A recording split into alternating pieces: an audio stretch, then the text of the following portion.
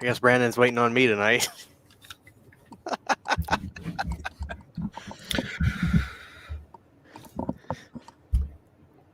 You're not saying. I know it. Because before you talked, you hear. Like Yep. you heard your breath before. Oh yeah. Oh man, what's going on tonight, dude? Not much. What is going on with you? I think I sent you a bum link. I'm sorry. You're good. You're good. Brandon's probably just sitting in the back, like, what's going on? Did I miss the show? I was really confused because it's like ended. I'm like, what? So That's my bad. it's all good. It wouldn't be Planet Dirty without a Saturn Video show starter super chat. The CHH Army stands their ground as they defend against relentless butter. Wolfman takes a bite. Cosmic charges his tater. Cosmic charges his tater ray. CHH raises his hand for a spirit bomb. Or bring a Dragon Ball Z into this. Citizens, give him your energy. I love it, dude. That's one of my favorite ones so far. Fantastic. I'm going to give you a nice clip for this one. Hell yeah. Let's start off with let's go classic tonight.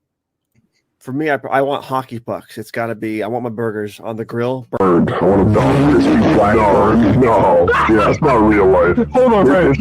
You said I want a hockey puck on the Yeah. You are a nasty. So the ones that nobody wants and on the plate at a cookout, you're the one getting all those. Yeah, if I'm on the grill, the burgers are going to be fucking crispy. Really black. I do like, what's the guy? Absolutely fantastic. Fantastic. And we got Mike Anderson starting it off right with his $4.99. The two horror goats. What's up, Mike? What is up, dude? It is good to see you tonight. Thank you very much, good sir. And I'll play you my favorite. I think this is a classic. I feel like people sleep. Brandon, you still stand by that statement? I do. Yep, I do. Absolutely. Now more than ever. Now more than ever. You are correct. What's the attire tonight? Let's have a look. What do we have going on? Hold on. Let me. We have the standard glasses. We have the hair a mess, and we have my fantastic Snoopy dress shirt from Easter. I figured What it was is a special occasion. What is Shanna's take on the appearance? Does she have a preference? Like, is it no beard, big beard, kind of like letting it like 1 week old beard, kind of like what you have now? The hair. What's her preference? She prefers the mustache. No. She does. That's her preference. I don't believe she has to. Is she there? I need to hear her. She's there, but she's not watching. So I need to trust hear me her. on that. I need to hear her say, "I like it when he just has the mustache." Can you chime in and say you like the mustache? I don't like the mustache. I don't know if you can hear that, but she said she liked it. So I don't. I was gonna say. Oh my god, man, that's funny. yeah. Brandon, let's say hello to everybody tonight. That we're gonna have a good time tonight. Let's do it. Dave Vanderhoff, as always, with his compliments for Brandon tonight. Starting off right. Horror House Online, of course, Saturn Video. Frankie D, what's going on, man? I'm glad you're here, Frankie D. My buddy Kalen, he's hanging out with me tomorrow. Kalen, what's going on, man? Zach of the Dead, good to see you. Jack Gold, what's up? Cindy Unstern. I've always wondered where the I Think People Sleep came from. What episode? It's from a Secret Planet Dirty episode. Mm. You have to be a fan of my videos that aren't. I'll give you a hint. Planet CHH channel, of course, and just something involved with Living Dead. Mm. When you find the video, go to the comments. It'll be timestamped because people found it where it came from. Right. Iron Wolf, Fox Star-Lord, Allie, what's going on? Freddie K, good to see everybody. Jeff Overing, Fachi Cinema, Jaden James, Adrian James, wonder if they're related. Who knows? Robert Holston, good to see you. Muzzak, I'm so Brandon. Last night night before last, I did a show where I accidentally banned Muzzak. He had nice comments come in, and I banned him for 300 seconds. Oof! Wow. So I apologize. It was an accident. Cruel, cruel, and unusual punishment, man. Well, to Brandon, it's literally like one click to ban somebody. Like on here, like you literally can, if you move fast and you scroll and hit something, you'll ban somebody like that. It's not like a 3 or 4 step process. Those little 3 dots next to people's names, you could ban them like that fast. Welcome, everybody. Good to see you guys tonight. This is your show tonight. We're gonna have a good time. Let's try to make do of what we can with obviously a very, very shitty week. School shootings, people getting shot. It's been rough, and we have to carry on. We cannot quit. We cannot stop living. You're So right. I want to have a good time tonight. Now, Brandon, the chat has I was watching the chat before we went live, and they all basically said, Christian, I couldn't find the grabber. A lot of people tonight are drinking the Chucky. I don't know. I was able to not only get the 12 packs, but I actually got a bottle for tonight. As Look you at can that. see. That's Yeah, awesome. I like the Fanta bottles better than the cans. Do you really? I feel like the flavor is better from the can, but you might be right. Well, I like the bottles. I don't know what it is. I feel like what is that? Don't mind that. My alien Halloween decoration went off when I opened the can. I was gonna say what? I thought I turned that off, but I guess not. I'm representing tonight, so that's fine. We could take our class picture for the night. But what are we sipping on tonight? And for the audience, please let me know what we're drinking tonight. Everybody out there, let me know. What do you got? I got cherry soda, which I made from Mountain Dew and grenadine. So that's my red soda for the night. So there you go. It looks like the colors didn't mix. Yeah, they didn't mix at all. I think the grenadine's rotten a little bit. So here. Is that the grenadine from? Is that the grenadine from? It is. It smells. I don't know, man. It doesn't smell correct. Oh, maybe I shouldn't drink this. I could not find that soda to save my life tonight at all. It was. I just figured. It's no big deal, but I just kind of figured you would have just got a red Fanta, regardless if it had the grabber on it or not. I guess I mean that would have been the smart thing to do, but instead I just kind of woed in my own misery and then. Oh, you were mad about it. Left the stores in thunderous rage. So that was pretty much my night. You know what I mean? Let's take our class picture real quick and then we'll move on. All right, ladies and gentlemen, y'all know to do. Get the screenshot. We're not going to be too long. I like the glasses tonight. All right, here we go. Thank you.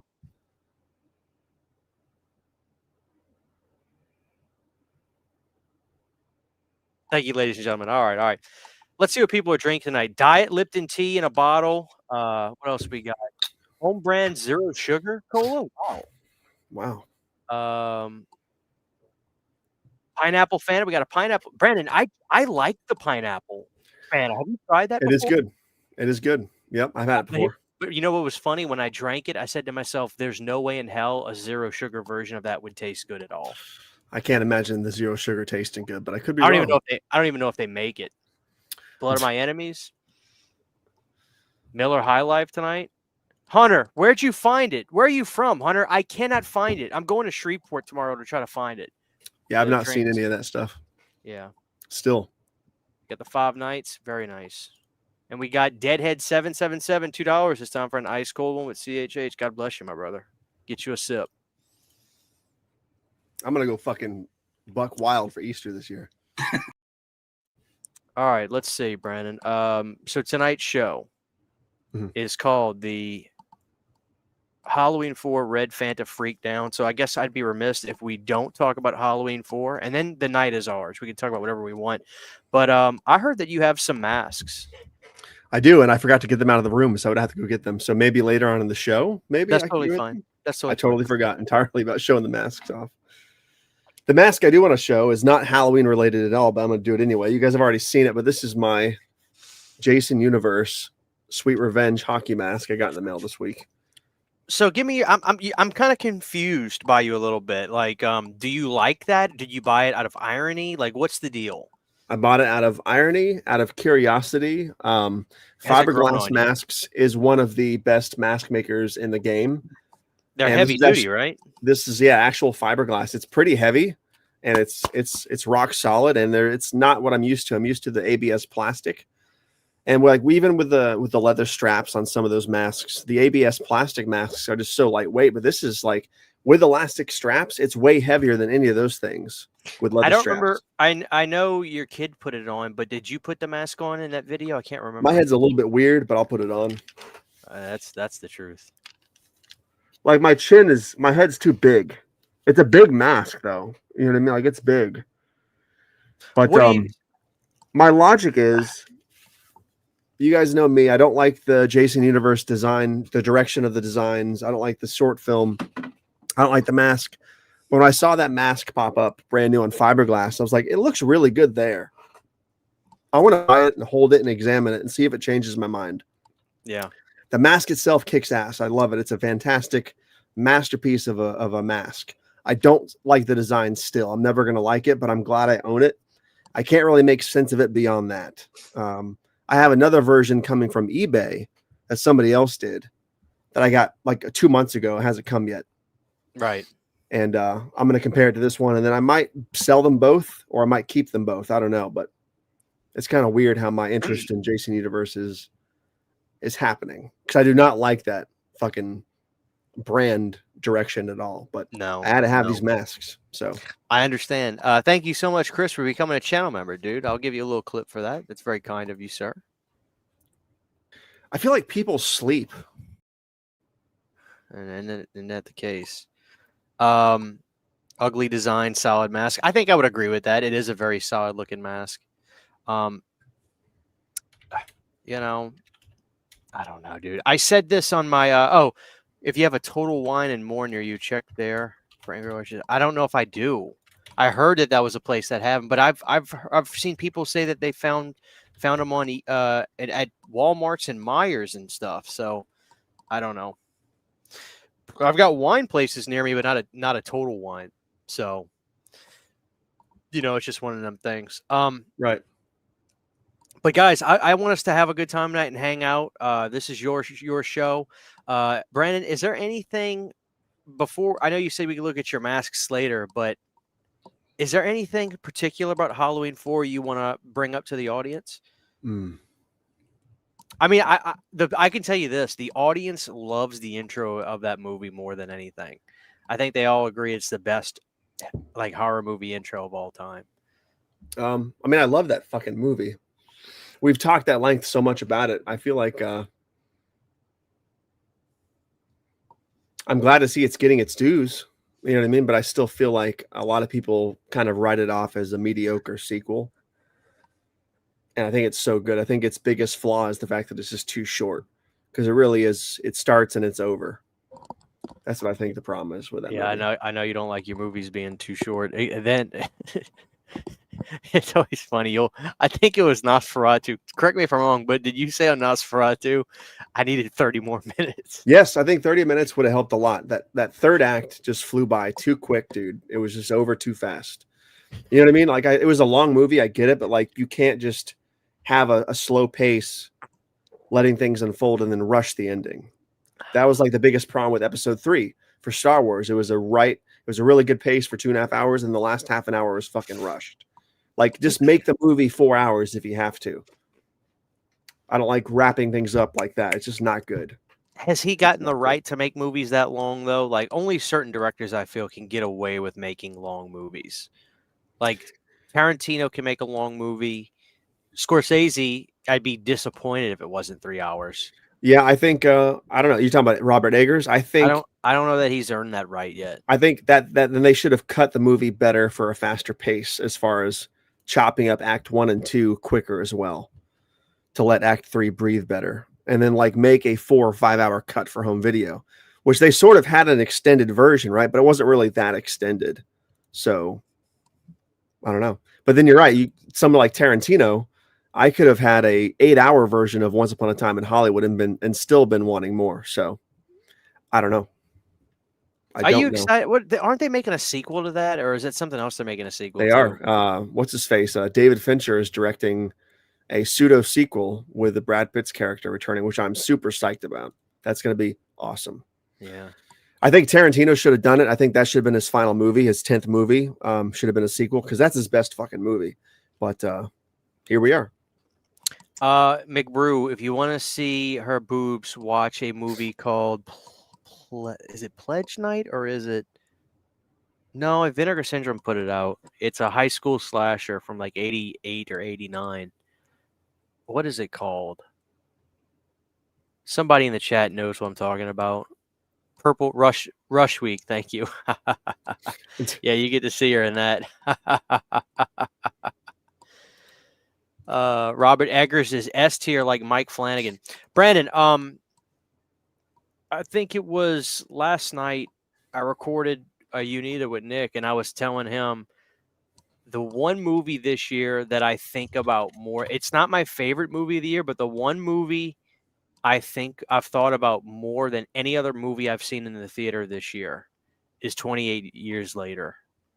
Good. And the people have actually swayed me to like the ending, but I'll only like it if they actually do what they're insinuating this person is like in the next one. If they don't, I'll completely be devastated. Did you Which is watch weird the to say teaser? because that guy's supposed. No, I don't watch trailers. Dude, well, I won't say anything then. You could tell me about it, but I'm not watching the trailer. From the teaser trailer that they just dropped for the Bone Temple, which looks awesome. I think they're going to totally make them into some bad guys, some really, really bad people. Well, looks like, so. what's the deal with that guy? He was a PDF file in real life. I think so, yeah. The person over there that in it's Europe. based off of. And they didn't find out till like 30 years afterwards or something. Like it was a long time, I think, before they found out. I could be wrong, but I'm pretty sure it was like decades he was doing it before they found out. Well, I was gonna say it couldn't be that long because it looks like he's based off of like early What was his name? 2000s hip hop. What the hell is that guy's Somebody name? in the chat, all the Brits and the UK people know who he is. I think Weapons is the best movie of the year for me. Jimmy Seville. Jimmy Seville, that's it. Yeah, People said he's a creeper.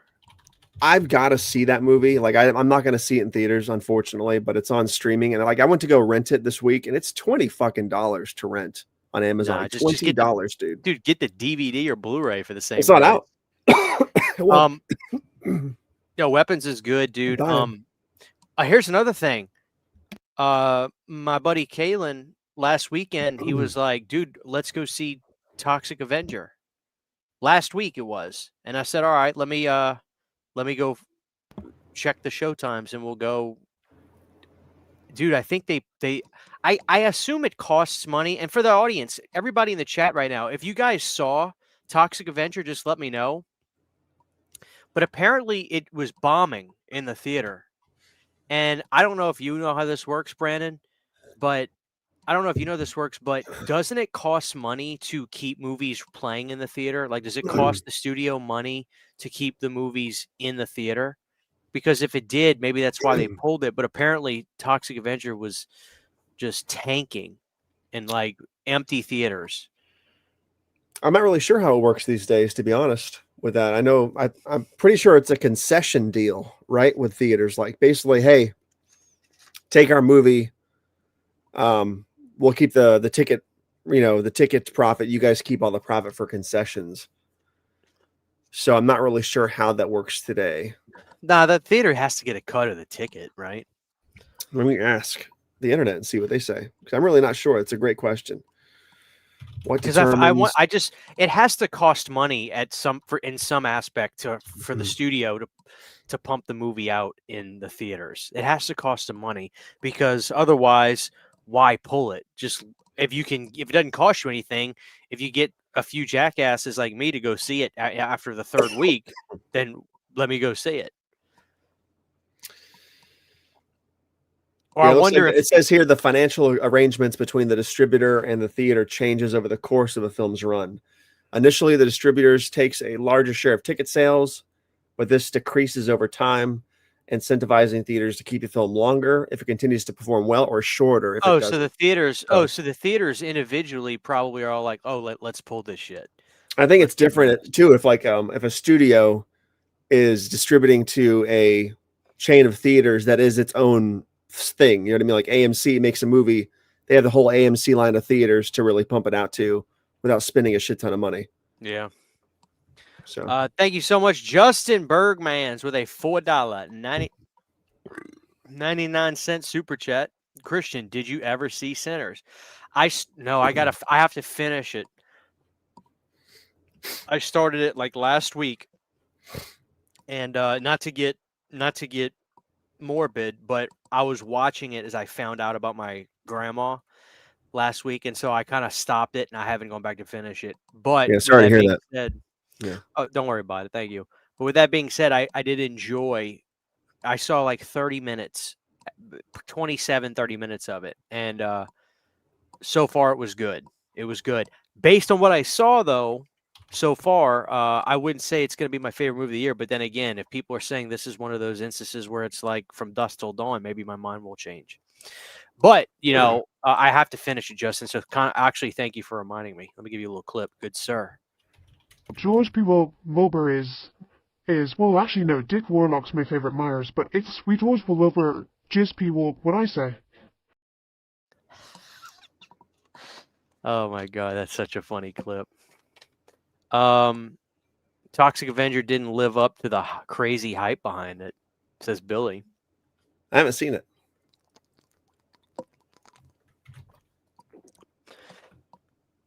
You want to know something crazy? Mhm. I like the pineapple better. than Really? this. I mean, it was really good. I'd never tried pineapple soda in my life. Where does it rank with the Chucky Punch thing? Oh, Chucky Punch is the best, without a shadow. Chucky Punch is Hawaiian Punch soda. Wow. We have to do next show, dude. We have to do Chucky Punch again just to do it, because you have to get it. Yeah.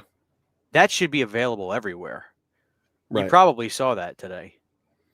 I did. I did see Chucky Punch. I guess I should have got that because it's a fucking red soda. But we'll do that next time, because the Chucky Punch. Well, watch next week. You'll be like, "Oh, guess what they have this time," and then you'll see this. But I'll do the pineapple again, dude. Like the pineapple. No lie, the pineapple was fucking good. Somebody's actually bringing something up that I want to talk about. Boogie Manny, what's going on? It is very refreshing. Michael not being orange is wild to me. So here's why. Now I don't have the. I think grape is supposed to be Megan, but I haven't seen that yet. They're probably not going to print. They probably printed those boxes up the least. A lot of people were like, why is Michael not the orange one?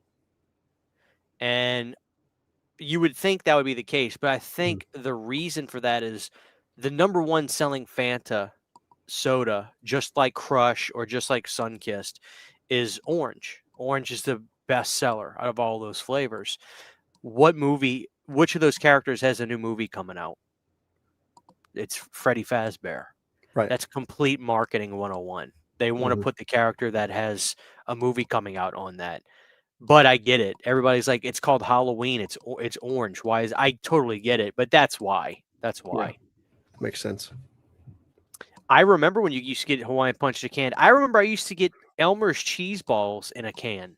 Mm-hmm. You know? I remember Juicy Juice in a can. All right, Brandon, I'm filming a video about this for tomorrow. I'm going to do a video about this tomorrow. I'm pissed. I ain't even going to lie. Like, I'm going to save my thoughts, but I'm fucking pissed about this. Who did you want to have it? Not A24. My honest answer? Neon? Paramount. I'm going to save what I have to say, but I'll just say this. What makes A24 special is what they've done over the last 5 years. Yeah. This is essentially them. I'll save it. I'm not happy about it. I genuinely am not happy about it. Yeah, I don't really have an opinion on it one way or the other. I'm just sort of coasting through that franchise right now, I guess. What are you talking about, dude? I just can't get it together. They can't get it together. I disagree. I think 2022 was a sensational. Yeah, but now there's no sequel. Like it's just there now. At this point, though, why would you want an actual part 3? We've never had one. Well, I mean, that's true. With like a part genuine. 3, it wasn't really part 3. Yeah, it was a part 2.1. It was almost like a remake when you think about it. Why would you want to break tradition? Like, you know that when A24 does one, they're going to do another part 2. You know they that, are. Right? They really just need to do a reboot in modern times. Just do a straight reboot in modern times. Figure it out. Why don't they make a Texas Chainsaw film where Leatherface like out there in Midland, Odessa, in that part of Texas, like kind of close to the New Mexico border, it's all just fucking dirt and oil rigs and cartel shit. Like, why can't they just like have a movie about like oil rig workers, like Halliburton, like a Halliburton crew or somebody go out there on like a frack job and every time like they get out to go set everything up for the next frack, like Leatherface just starts just killing people like out in the freaking dunes. Like, why don't they do something like that? Yeah, they should. They really should. I just want them to make it scary again. That's what I want. I want Leatherface to be frightening again. He hasn't been frightening in a long time. So What do you? Well, hold on now. You might throw me off with that. What do you mean by frightening? in the first film, he was genuinely scary. Like he felt like a real menace. Like he Yeah, felt true. legitimate. But I'm talking about the character aspect.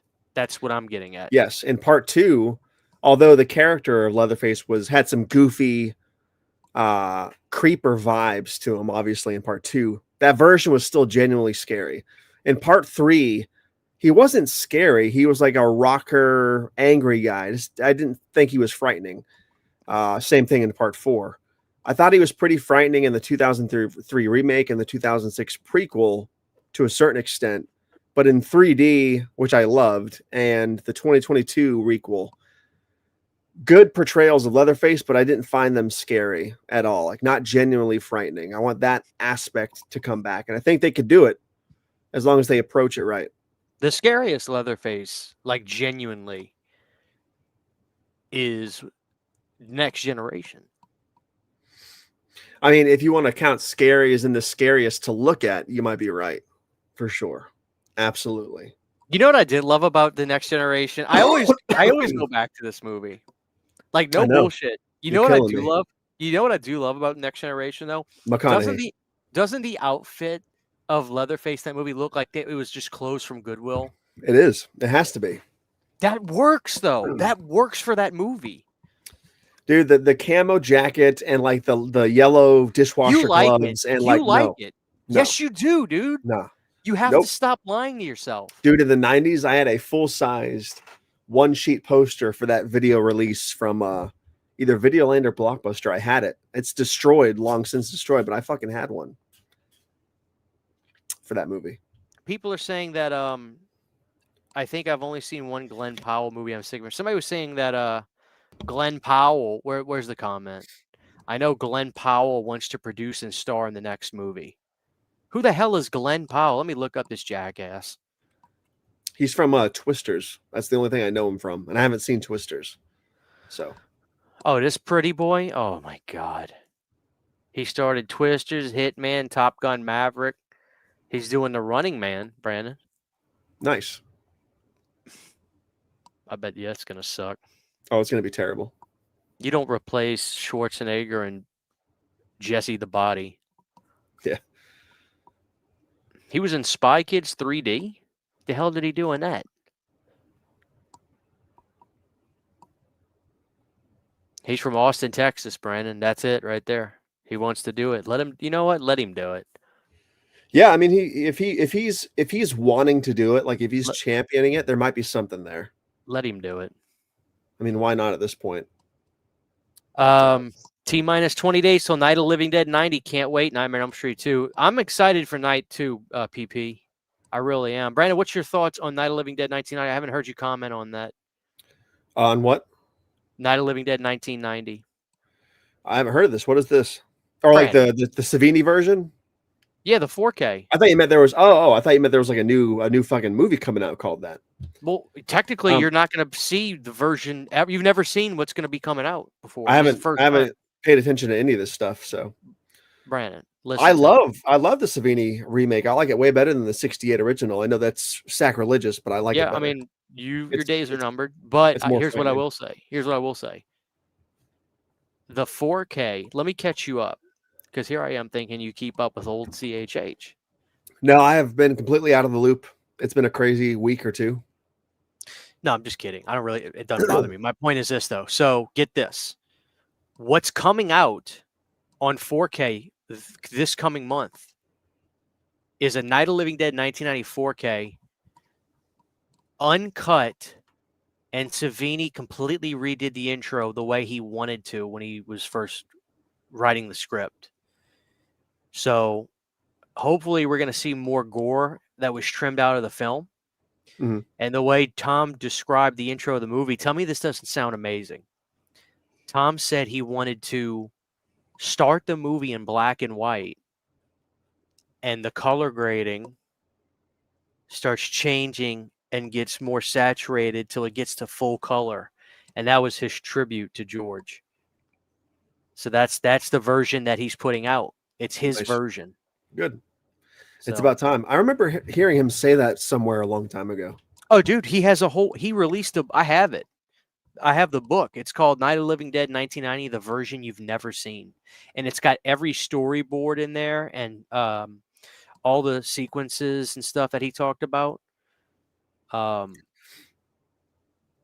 can't wait to see it. I think it's going to be the release of the year. So you don't prefer the 90 version over the 68 version? No, I don't think it can't be better. It can't be better on principle because it's repetition. But it is as good in its own right. I don't think you can say it's necessarily better. That's my opinion. Now, many people disagree with me, including you. Many people think that the remake is better. I used to think that probably, but I have gotten such an affinity for the original Night of the Living Dead that the difference to me is like when you talk to me about The Hills Have Eyes or Last House on the Left, I respect those movies immensely, but I don't really feel like watching them. Does that make sense? Yeah, you're talking about the originals or the remakes? The originals. Yeah. The original Night of the Living Dead 1990, I will drop what I'm doing if you say, Christian, do you feel like watching it? I think it's a great, legitimately great movie. And I think that because it's an older film, people probably look at it in the light of what I just said about Last House and Hills Have Eyes. And there's other movies around that time too. Rosemary's Baby, where like you respect it. You understand that they're classics, but it's just like, I don't really feel like watching it. I'd rather watch the remake. I'd never say that about the original Night of the Living. I think Night of the Living Dead is just that good. I think it's a great film. I am still waiting on Night of the Living Dead Part 2 with the guys from Day of the Dead. Like, where the hell is that movie, dude? I need it. Yeah, it's because it didn't really end. The movie didn't really end. They announced it. Where the hell is that movie? You heard of that, right? Well, I know this. I know that Twilight of the Dead is happening. Yeah, but I It's got a got a lot to say about chance. that. It's got what's wrong with that? It's got a chance. I heard they got some good producers on that. You know that the Misfits were writing a song for Twilight of the Dead before George passed. Mm-hmm. Hopefully that song will be in the movie if they do it. But that's when Jerry was in charge of the band. It was just Jerry at that time. Right. Yeah, Night of the Living Dead Part 2 with Laurie Cardell, Terry Alexander, and Jarlath Conroy from Day of the Dead would have been in it. And that was announced a couple of years ago, and there's been like no updates, dude. Oh, really? There's photos from the movie. Like, there's a photo right here of it. It looks sweet, but like, where the hell is the movie, dude?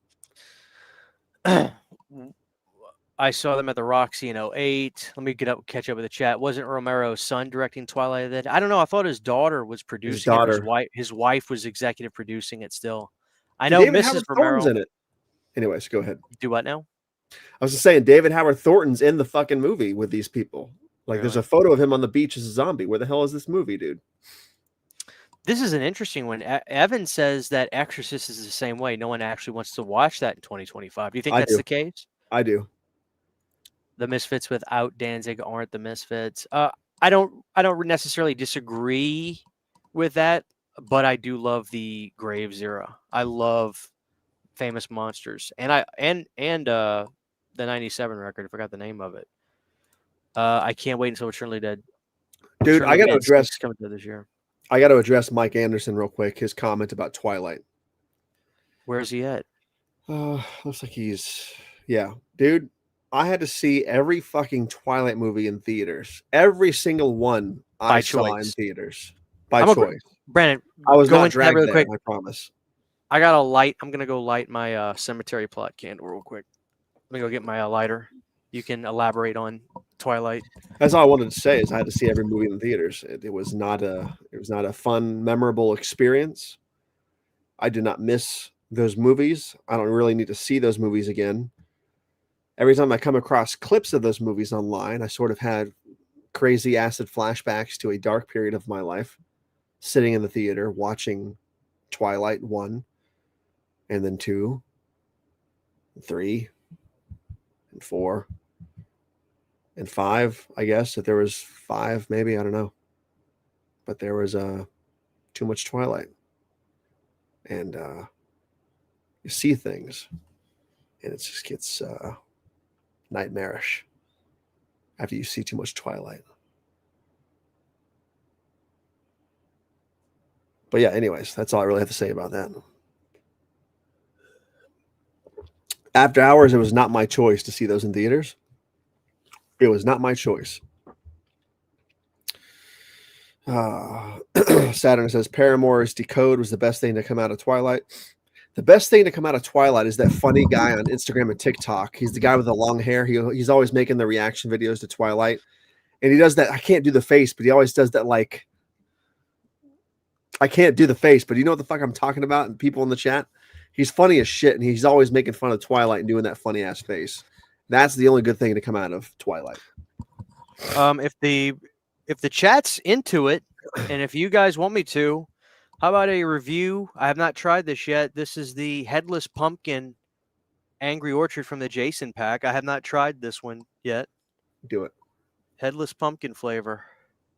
So, Brandon, when I got these cans, I was kind of thrown off by them for a second. Because, you know, like when you get a Coke can, like you shouldn't really be able to squeeze it that much because it's airtight to keep the carbonation in. Well, these, you can kind of like squeeze them in a little bit. Really? And I don't know why. But this is the last flavor. So, Brandon, I'm going to say this. If you see these, because I'm sure you want to try them. If and when you see these, this is no bullshit. So far, I actually changed my mind. Now, when I did the purple one, which I forgot what it was, the berry, whatever it was, that was my favorite at the time. But I ended up drinking the other. Blood orange, which is the one that actually has Jason's mask on it. Listen, dude, orange, anything is hard to do, but the blood orange was absolutely fantastic. That's my favorite one so far. The Sinful Apple, Brandon, was good, but it was a spicy kind of apple. I've never had a spicy orchard or hard cider before. If they would have backed up the spice a little bit, I would have liked it more. But anyway, all that to say, this is the Headless Pumpkin. We're going to drink this tonight, guys. Cheers. Let's give it a shot.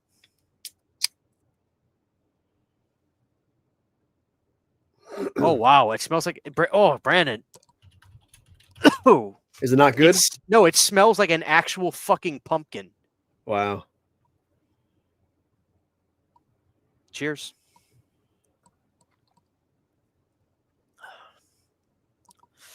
Okay. The sweetness comes in with that. Not bad. Not bad. I'd give this one about a... I don't know. I'll let it go. I got to keep drinking. It actually tastes like a cinnamon, it tastes like a pumpkin spice cinnamon bun. Really? It's not bad. I've only had Red's Apple Ale, never Angry Orchard. So here, funny thing. When my band would play shows, we would do frat parties. And when we would do frat parties, Iron Wolf, it would be these these rich families that would rent out these nice places and country clubs, and they would hire us to play. And the guy that would hire us, that's part of like the frat, he would say, "We want you guys to play. We're going to rent out this big country club, and you guys are going to play in this venue. We're going to have a dance party and just have fun all night and listen to y'all play." And the guy goes, here's a funny story, Brandon. The guy goes, "What do you guys like to drink? What kind of beer do y'all like?" And he looked at Landon, the guitar player, and Landon, he drinks stupid beer, so he's telling him Michelob Ultra, which is a wussy sissy. I hate Michelob Ultra. Hate it. You got to drink Coors Light or Miller Lite. If you don't drink one of those two, to me, you're not an American. And so Caleb wanted Coronas, which COVID killed that for me. Right. And then Colby, I think he was just like, whatever they want is fine. Corona and Michelob Ultra are my two favorite. But anyway, he looked at me, and here I am thinking, oh, man, no, don't worry about it. And he's like, no, what do you want to drink? What kind of beer do you like? And I said, I'm a Red's Apple guy. And this is what happened, Brandon. This was 2021 up until that time. And the guy says, all right, guys, well, we'll have y'all some drinks and we'll pay y'all, give y'all a check up front that night when we see y'all there before you play. And these people had money, you know, so we were worried a bit, and we got paid very well. As a matter of fact, my money had a comma in it just for what I took home. I love the frat parties because they pay, you know. Right. But anyway, we pull up to the venue. We're setting everything. We get there early before everybody's there, you know, of course, because we have the sound system. We have our sound guy. We're setting everything up. And the frat guy comes up to us, and he goes, guys, I got y'all's drinks. And here I am thinking he's going to give me a 6-pack of Red's Apple. Well, he rolls out these Yeti coolers, 3 Yeti coolers. One of them filled with Corona, one of them filled with Michelob Ultra. And then he came up to me. He goes, man, I'm so sorry. And I was like, what's wrong? He goes, I thought you said Angry Orchard, and so I got Red's Apple. And I was like, oh, man, don't worry about it. And he opened it up, and I took one out, and I was like, well, hey, thank you, man. He goes, what are you doing? I was like, what do you mean, what am I doing? He goes, this is for you. I said, what do you mean? Like the entire ice chest? He's like, yeah. Like the beer, the ice chest, that it's a gift. Like it's part of your pay. And I'm thinking to myself, wait a minute, Brandon, he gave us 3 Yeti coolers on wheels. Yeti coolers. You know, Yeti. Yeah, expensive as shit. It's got the pull-up handle. It's got wheels on. I mean, it's big. Yeah. All to say, I was like, I've never had Angry Orchard before. I drink Red's Apple. Right. Put it to you like this, dude. After that night, I was like, I'm switching teams. I genuinely I loved Angry Orchard so much because it's got you don't realize you're drinking, to be honest with you, with Angry Orchard, which is a good thing and a bad thing. But I love the taste of it. Like if I'm going to drink alcohol, because I like to let loose and have a good time, man, I don't want to drink something that tastes like shit, you know, to get tipsy so I can be in a good mood all night. I want to drink something that tastes good. So that's why I like hard ciders. But anyway, that all to say, long-winded story is that I ended up becoming an Angry Orchard fan because of that. And I still get that Yeti cooler till this day. You know, it's in the garage. I use it all the time, man. It's fucking nice. And actually, Landon got the Pelican one because they gave him a Pelican. They gave him a Pelican ice chest. He got the Pelican one, Brandon. It's got like 10 latches on it. It takes like 6 minutes to get something out of it. It's airtight though. If you put an ice cube in it and shut it and come back in 3 days, that fucking ice cube is still gonna be there. I bet, dude. Those things are expensive as Christ. But yeah, man, long-winded story. I'm sorry, but oh shit, Brandon's gone. He'll be back. Maybe he accidentally X'd out of it, but. Anyway, guys, this is not bad. Not my favorite, though. This is not my favorite. But, guys, listen, if you're like me and you're trying to find it, I'm just praying to God that they're going to show up in the next, coming weeks still. I just think that they're hopefully I'm hopefully that, oh, here he is. But anyway, really quick before I lose my train of thought, hopefully the distribution model is just taking a while to get all that stuff in. What did you do? I accidentally hit the wrong button, I guess. Somehow all my stuff just froze and then clicked out. You see how easy it is to do shit on here? Like I said, I banned one guy. Yeah, last show. So. Yep, I heard that. Anyway, what's up, Ethan? Anyway, Brandon, so I talked about this in a YouTube short. I'd love to talk to the audience about it too. So I think the tides have turned on the Jason universe, like big time. I actually think that people are more excited for the TV show based off of what we've seen rather than a movie coming from the Jason universe team. And people agreed with me in my comments about this because I actually think Linda is going to pan out to be a great choice for Pam. I think that they're filming it in New Jersey. I'm sure you saw the images where they're really making it look like 50s Crystal Lake. The Crazy Ralph thing. I mean, it legitimately looks like they're creating an atmosphere that is on fucking point. And I actually think that the tide is turning and people are being like, okay, you know what? I'm kind of interested now. And now people are like, you know what? Fuck this Jason Universe stuff. Who knows what this movie is going to look like if they ever make one? Because that movie, Sweet Revenge, was clearly tone deaf to anything that the fans wanted.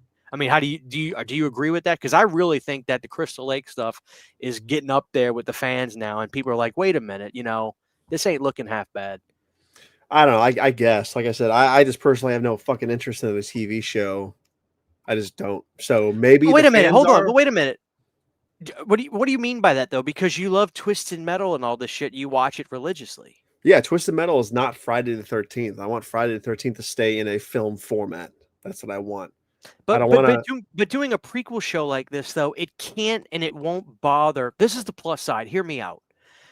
Doing a TV show like this can't disrupt or bother a film that would come out today because it takes place in the 50s, right? Unless anything in the story contradicts what they do in the movie. Like that's what I'm just like, you know what I mean? Like I just don't care about Pamela Voorhees. I just don't. What if they make you care? That's fine. See, but I take umbrage with that. I'm not I really going to do. give them the chance to let me care because I just don't give a shit. I take umbrage with saying you don't care about Pamela Voorhees because what am I saying? You're the guy that has the fucking first movie at like number 10 in your ranking. Oh, it's terrible. It's not terrible. It's a classic. Guys, can I please get some love for the original Friday in the chat? This is bullshit. Here's what's going to happen. Crystal Lake is going to bomb. It's not going to bomb. It'll have one season, max it'll have 2. 4 seasons. That's it. And it'll be a done deal. And they'll never touch it again. And that's it. That's it. Somebody saying the TV show set in 71. What? Can't be set. It can't be, right? I mean, if it's 8 years before the, whatever. I think they're going to set up Pamela's life before Jason's even born. You think so? Oh, yeah. Thank you. You guys, thank you. Original is a classic. Friday one is so good. Thank you, Chris. New channel member, too. Good. I don't have to ban Chris. I was going to have to ban him. I'd have to ban a channel member.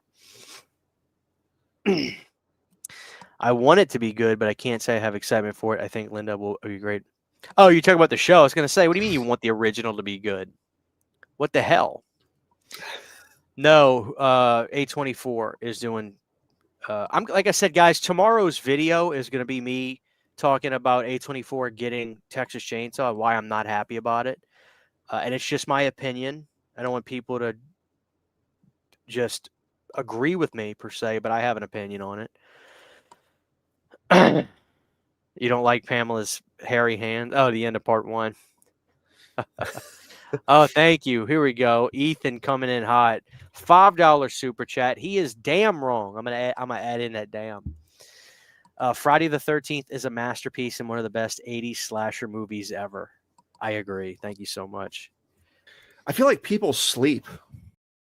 Okay, chat and Brandon, I have to talk to you guys about. Let's see real quick. Are we going to see Pamela in the TV show out at the local Crystal Lake Tavern, bull riding and getting wild? I'll tell you this, Mark, is Linda Cardellini, and Brandon will back me up on this, is a fine woman. So if that happens, I won't necessarily complain. Brandon, thoughts and feedback? Mothman Media has a good point about it being the same concept as the Bates Motel show. Excuse me. I haven't seen that show. Formerly Mothman Media.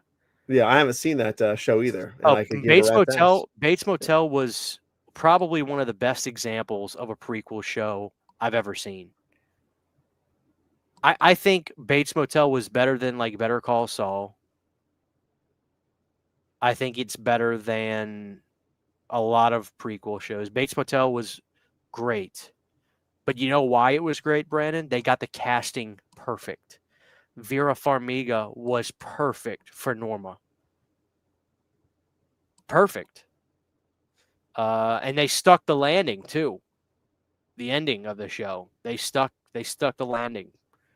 And they did open it up and they explored some real themes in a story that, there's a lot of stuff to fill in the blanks.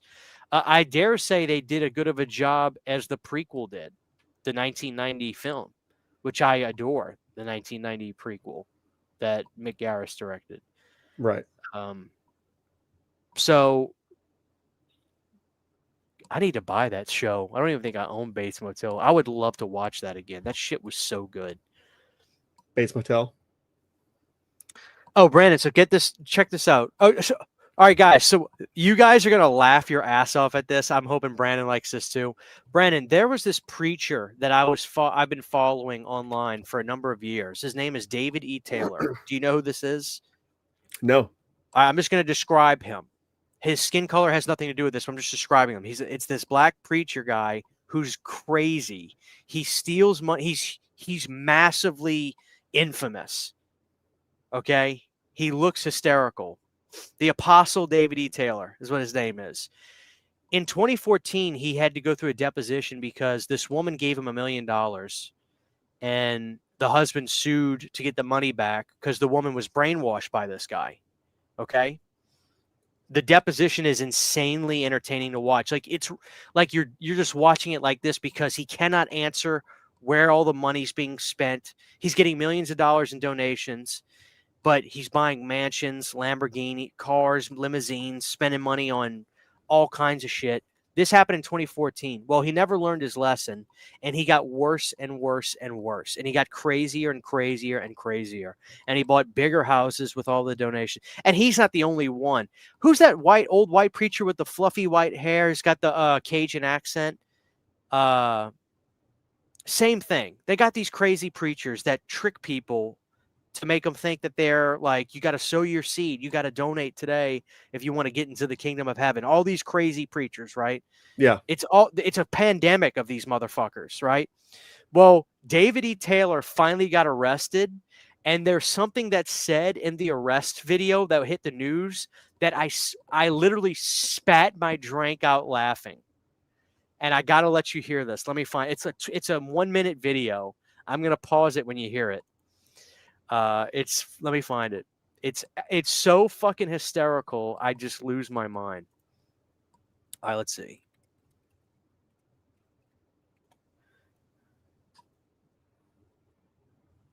Let me see if this is the video. Joel Osteen's one of them too. Jesse Duplantis, that's it. Oh, dude, Jesse Duplantis is a fucking idiot because his own wife read a scripture that called him a false prophet in a video. It made me laugh so hard. All right, Brandon, I'm going to show you this. This is the funniest shit. What this woman says, what he spent money on, I spat my fucking drink out at it. All right, let me add it. Let me make it big. All right, here we go. All right, here's the video. You ready? Yeah. Breaking story to tell you about this noon. The FBI involved in a search for two self-professed religious leaders, one arrested right here in the Triangle. Yeah, we do have WREO's Sean Gallagher. He has been on that story there. Sean, we had Sky 5 above the scene at one point. Tell us a little bit about what you have seen since you've been following this. Yeah, Chris, this is a very active scene here behind me. I'm told that the FBI raided this building here behind me around 5 or 6 in the morning. And take a look, several hours later, they are still here sifting through lots of evidence. And this is a very odd story when you hear the details. We're talking about two people who are self-proclaimed religious leaders, and we're still gathering more information about the connection here in Durham. But this is what we know right now. David Taylor, a man was arrested here in Durham, and Michelle Brannon in Tampa, Florida. Federal indictments accuse the two of receiving roughly $50 million in donations to their religious organization since 2014, largely through forced labor practices in call centers across the country. Oh, real quick, that's another thing. The dude had call centers, and he was keeping people on the phone all day, just calling people to make donations over the phone. Literally armies of people doing this shit. Now watch this, watch this. Their church, known as the Kingdom of God Global Church and formerly the Joshua Media Ministries International, with Taylor referring to himself as an apostle and also Jesus's best friend, claiming to have had multiple face-to-face encounters with God.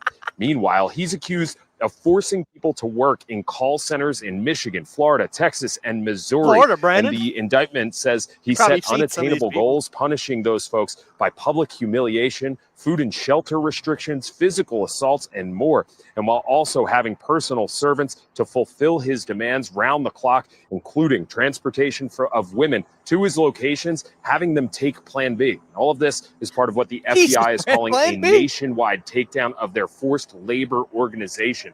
So they will be out here for a while. We're still trying to learn what the connection is to Durham and why Taylor was here in the first place. As soon as we get any of that information, we'll bring it to you as soon as possible. All right, hang on, Brandon. This is not the video. Let me just drop this for a second. It's a 1-minute video.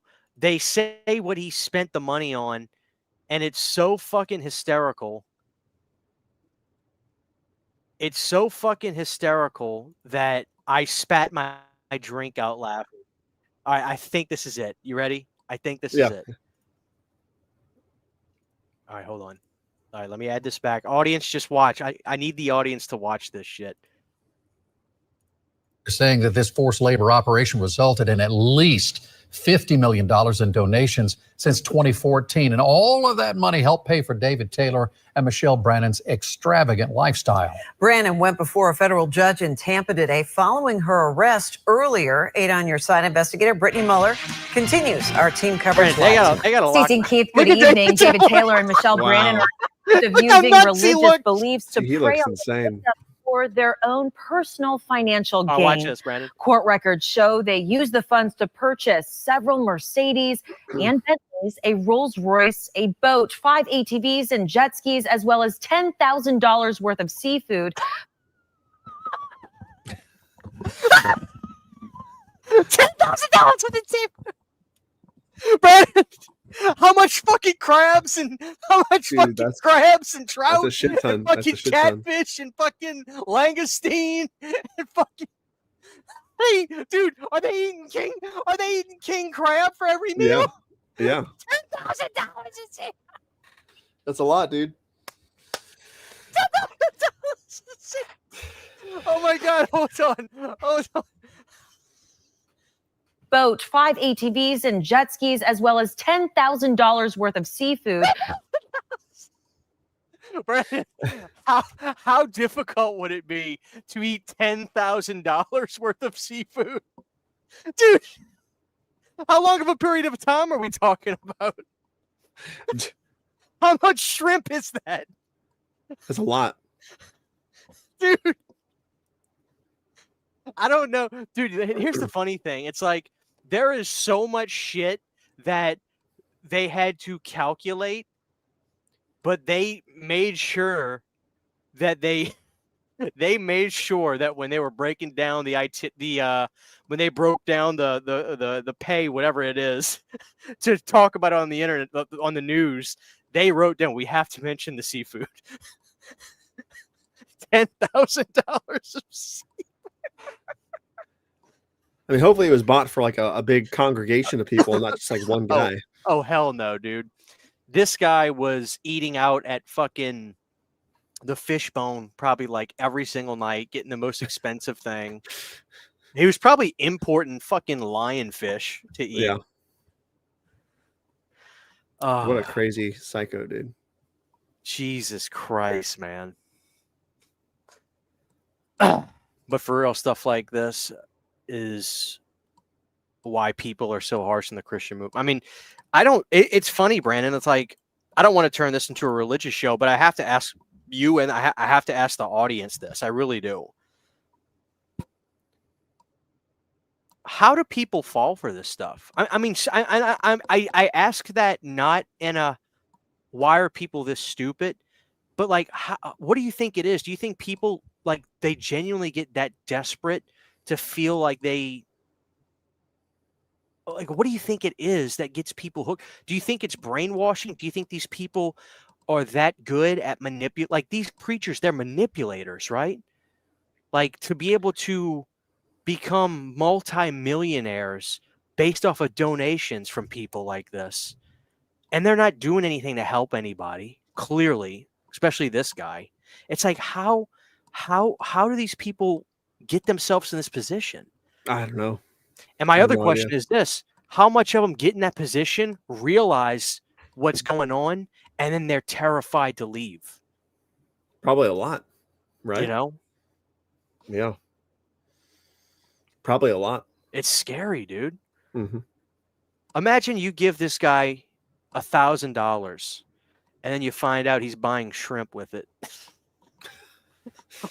He's buying shrimp while you're making calls in the call center at Right. 3 a.m. asking people for $1.50.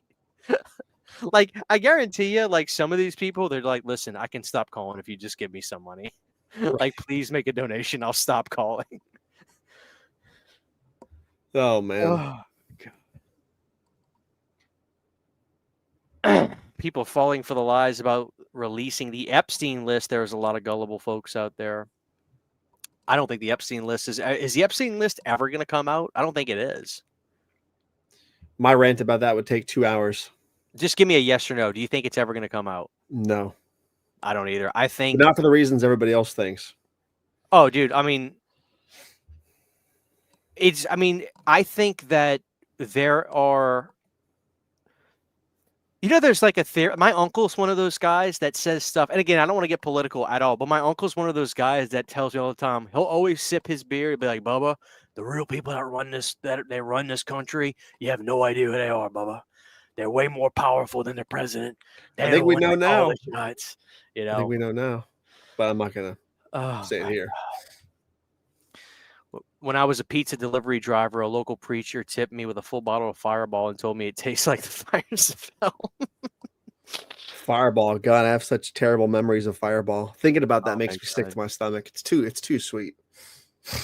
Yeah, official slasher movie. Do me a favor. If you have an article, DM me on Instagram just so I can have a reference, because I'm gonna that's tomorrow's video. I have a rant about that.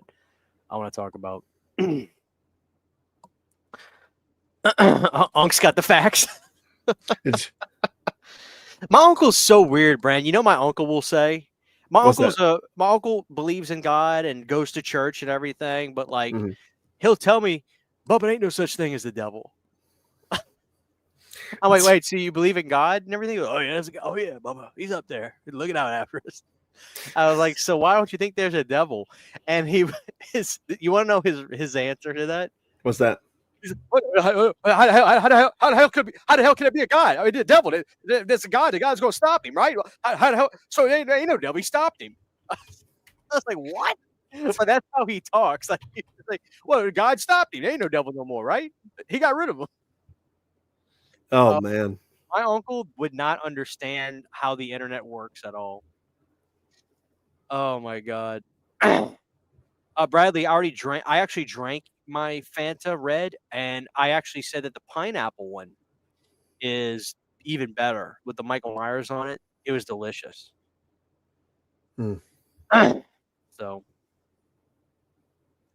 Brandon, what's on the agenda this weekend? What do you got going on this weekend? And I'm putting the rest of the Halloween stuff out. I'm fixing Isabella's playground. I'm mowing the tagrass. I'm testing out my new chainsaw. Have you taken her to Spirit?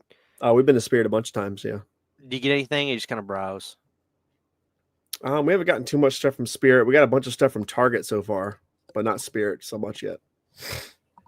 I feel like Target's got the best Halloween stuff every year now, like for 3 years in a row. I just love their Halloween section. Brother, can I tell you something? I have tore up Target this year. Brandon, I got that big fat pumpkin like at the bottom shelf. There's like one with a Frankenstein outline, and there's one that says trick or treat. I got that one. You know the wall display? We got the giant witch and the giant cat wall display. And we got Big Lewis last year. I'm going to put him up soon. I got the little Lewis because the big Lewis was sold out. They bought them all at the Target. I got the little one, and I got the witch, and I got here's the only thing about those blow molds, Brandon.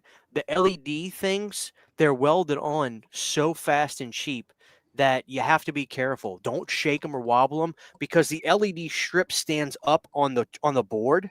Like the little board is connected to that base, and the LED strip, it's a thin strip. If it's not welded tight, it'll literally snap right off. My ghost was broken by the time I got it out of the box. But all I did, Brandon, was I unscrewed the bottom. It's not even worth it trying to weld that strip back on. All you got to do is buy one of those little portable 3 battery lights that you pop the button and it lights up. You take the base out, that little where the battery pack is, take the screws off, and just put one of those little lights on the bottom and stick it on top of it and turn it on, and it gets the exact same effect. Really? Yep. Yeah, here's some other Target stuff I got. Brandon, you ready for this? I am. I got some of the buckets. I thought you'd like these, actually. Oh, I saw those. I want to get some of those. Yeah. I got Oreos in this one. Nice. Yeah, I got the pumpkin. I got the witch. And the witch is doper.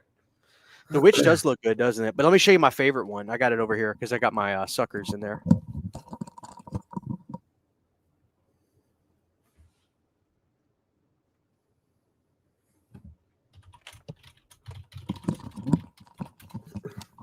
Yeah, I got this. This is my favorite one. The Boo. That one right there. You see it? Oh, that one's nice. Yeah, the skeleton. And for everybody watching, these are nice, big, sturdy buckets with cool hide and eek art. Guess what? They're all $3. $3. I got all 3 of them because I just know that I'd regret it if I don't get them because they're so cool. There's a white ghost one, but I didn't like that one. But the pumpkin one's cool. And then the witch is nice and purple. But yeah, the black one, this is my favorite. I think people would like this one. And I got it filled with my candy apple suckers, which you know I love. Mm-hmm. So, you know how I do. Yep. But Brandon, you know what I did last year? I'm kind of on like a kick of buying Halloween buckets. Last year I got these. Look at this. This is and it doubles as a decoration. That's what's so cool about it. Is this is the God damn it, what happened to the handle? Let me see the face on that. Oh, yeah. It's a popcorn bucket. Right. But dude, it's like this is made like out of fiberglass or whatever kind of material this is. It is super like it is not cheap. So nice.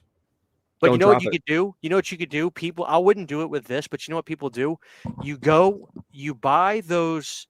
All right, so you go to Walmart and you get those little popcorn, you get those little hot jack-o'-lantern buckets, and you buy 4 or 5 little stakes outside for your yard, the little lights that are solar powered.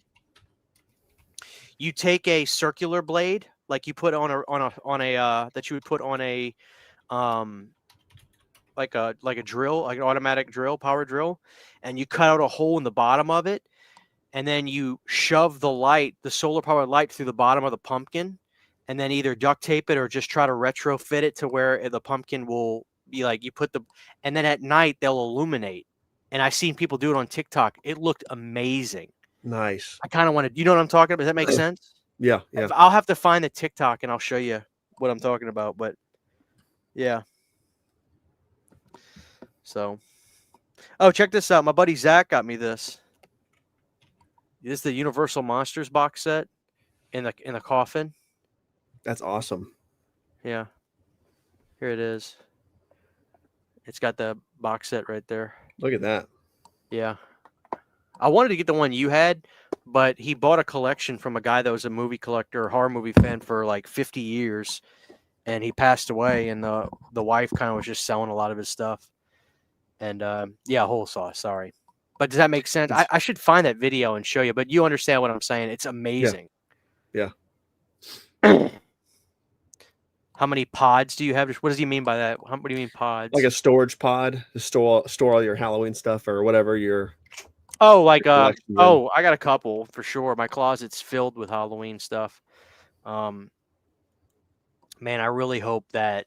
So the goal is probably right around the end of Halloween, starting in November, we're going to close in my garage, and that's where we're going to completely make the video CHH room, and we'll clear out these rooms. One room will be our complete office space for you need candles and stuff like that, and the other room will be just like a spare bedroom in the event that hopefully we have a kid in the next within 5 to 7 years. before Right. I'm 40 for sure. But yeah, that's because people ask me about that. I'm like, I can't fit an ant in this house right now. I have so much shit. I just do, you know. But I can't. Yeah, well, if we have 200 people, let's get those likes up. Thank you, Dave. Let's get them up. I did some silly things for Dave.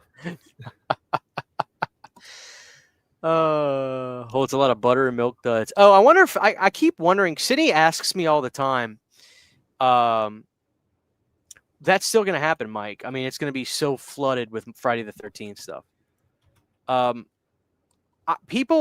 Sydney asks me all the time if we should do this. I just don't know if we should bring back the buttermilk dud wax melt set. Ooh, you know, you should. Legacy. Didn't you try it? Like did you actually melt a butter and a? We did, yeah. Chocolate. I think so. I think I did one of each, and we still have. I still have most of those. Did you intact, like so it though? Like, did you like mixing them together? Did you actually like it like that, or? I think so. I'm trying to remember if I actually mixed them or not, or if I burned We them. sold out when we did them, but I just don't know if people bought them because they thought it was funny or if they actually like this. If we have any customers in here that are, actually used them, let me know. Yeah. Yeah. So the plan is Iron Wolf. My dad is building a big garage shed in his backyard right now. And when he gets done with that, he's going to help me.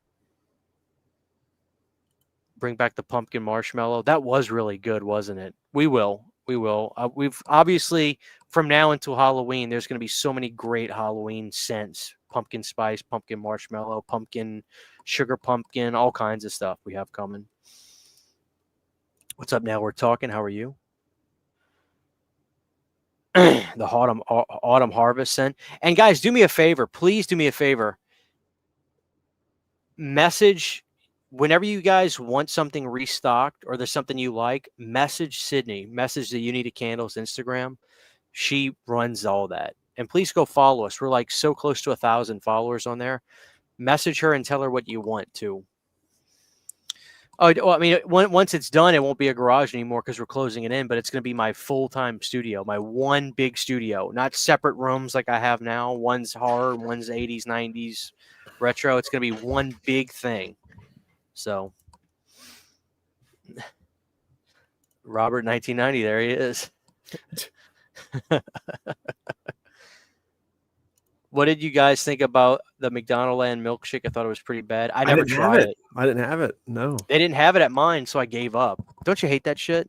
I feel like mine had it once, but I didn't get it, and I never saw it again. So what about the Grimace shake? Didn't you get the Grimace shake? Back when they had it, the last time, was that last year or the year before? No, it was like 2 or 3 years ago. And my thing is this: everybody has a birthday once a year, for fuck's sake. Like, why didn't they bring back the Grimace shake? It was a sensation. It was pretty good, and everybody got it. Went viral, and it went viral on Instagram and TikTok with all the funny. Yeah, I always thought you could have done something phenomenal with that. We did make a couple for that weird stuff with the Grimace shake, but there were some really viral ones for that shit, really crazy ones. They were hysterical. I wanted to throw my hat in the ring for that, but then I could never get the damn thing. Yeah, it was good. It was good. It tasted like old Trix yogurt. It kind of did. It kind of did. Well, you talking about the Grimace, or you talking about the McDonald Land? I'm talking about Grimace. I don't know what he's talking about, but I think the Grimace shake tasted like Trix yogurt. Did it actually? Kind of like. So it wasn't a grape shake? No, it was like a mixed berry shake. Because if you buy the frozen berries at Publix or Walmart and you add some like milk to them and ice cream, it comes pretty close to the Grimace shake. So I think it's sort of a mixed berry flavor. It's definitely not grape. Didn't you make your own version after that? We did. It was good. How close did you get? Like a 78% probably. Not bad. Yeah. What do you think the Halloween bucket's going to be like this year? I don't know. I'm still debating if they're actually going to happen, because I feel like last year and the year before, Snackalator already had a bunch of stuff out about it, and there's been nothing so far. So I'm wondering if they're actually going to do it, or they're going to take a year off. They're absolutely going to do it. But you see how they operate now. They do it literally only 3 weeks. It starts like October 12th now. Like they're not, and it's the same with Dunkin' Donuts. They're not, and their buckets this year look pretty good. I did like last year's a little bit better, the purple ones. But have you Yeah. seen the Dunkin' buckets this year? I have not. No. Oh, dude, let me show you.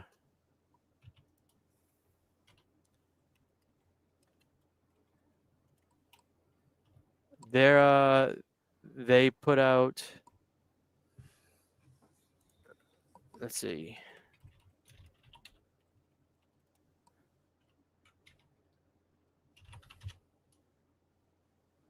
Where's it at?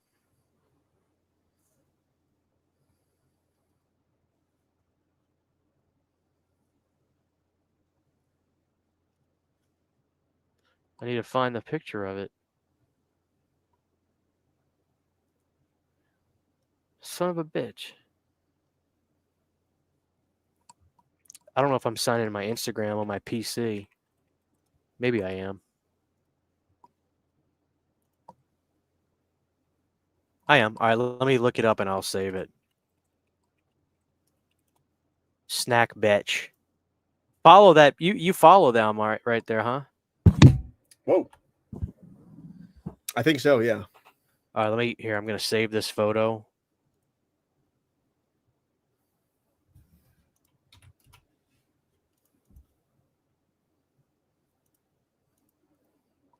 Oh, here, I'm going to add it. I want you to check this out.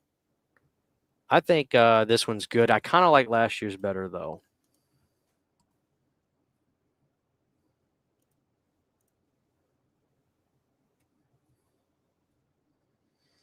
I got last year's on the shelf right now on display for Halloween. If it'll upload. Here we go. What the fuck? That's not it. Okay, let me just screen share this. What the fuck am I doing? I'm wasting time. The audience is like, Christian, come on. All right, here it is. Now we're all just chilling in the hood. What do you think? It's not as good as last year's, right? The lid's pretty cool. With the spider? The lid's way cool. Yeah, but the bucket itself, I feel like... What do you think about the donuts, though? Last year was cooler, I think. They got sprinkle munchkin donuts. They had the spider donut last year, too, I think, and it wasn't very good. Well, what is that? Is that just a chocolate donut? I don't recall, but I remember not liking it. Yeah, it is a chocolate munchkin in the middle, I think. So, dude, get this. Get this. Did you see that they did like a beach bucket? No. Like the last couple months? Yeah. So they did one, and I told Sydney, I was like, oh, that's cool. Let's just get it. We're here because we get coffees on the weekend from Dunkin'. I'm not a Starbucks person. I'm a Dunkin' person. So we went and got our coffees, and I was like, hey, let me get a bucket. And she was like, I can't sell you one. I was like, well, what do you mean? She goes, they won't let me sell it without the munchkins, and we only have those in the morning. I'm like, are you fucking kidding me? She's like, no. And I was like, okay. But the thing is, last year for Halloween, they let me buy the munchkin bucket for the Halloween one, no problem. Mm-hmm. So if they pull that shit on me this time, which my thing is this, I have a Dunkin' about 20 minutes from me now, and I want to get the full effect. I want that bucket filled to the goddamn brim with munchkins in it. Like, I don't want to just get it without it. I want to get the munchkins. So, yeah. Didn't you just wake up early one morning and go? We went there and got a bucket full of munchkins, and it was... How much were we ate by the time you got home? I got home, ate quite a bit, went to work, came home, ate more. It was sort of like an all-day munch, you know what I mean? And then they cleaned out the bucket, and there it is. I bet you felt like shit all day. Yeah, I really don't like Dunkin' Donuts donuts. I think they have a weird chemical flavor, but I'll eat them if they're there. Oh, what are you going to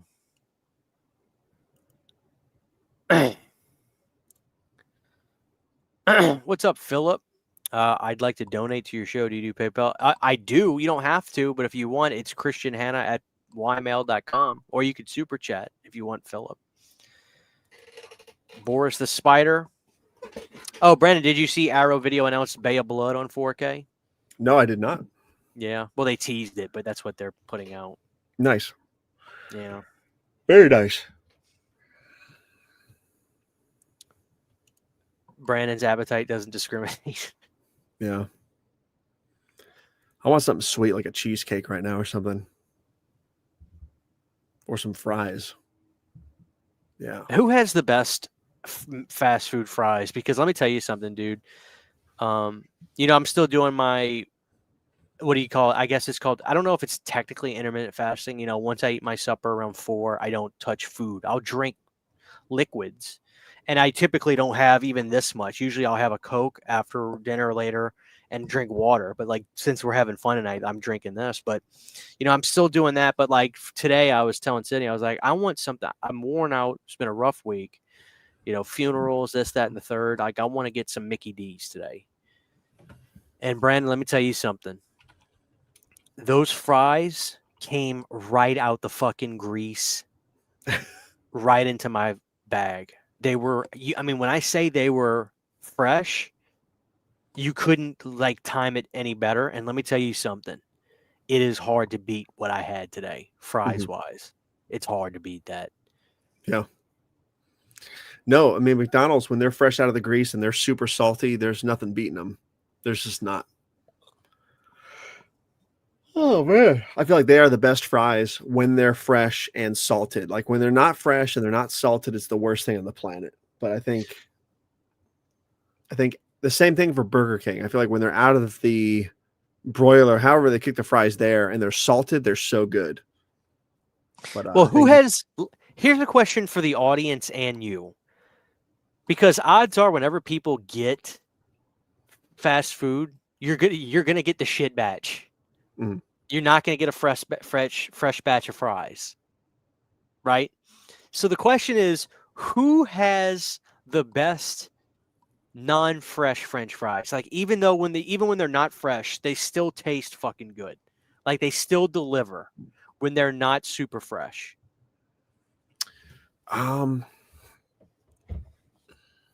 For me, all day it's Whataburger. I don't really have a lot of experience with them, if any at all, because we don't have any around here. I feel like we might have had one in Orlando once, but that might have been an In-N-Out burger. In-N-Out is overrated and trash.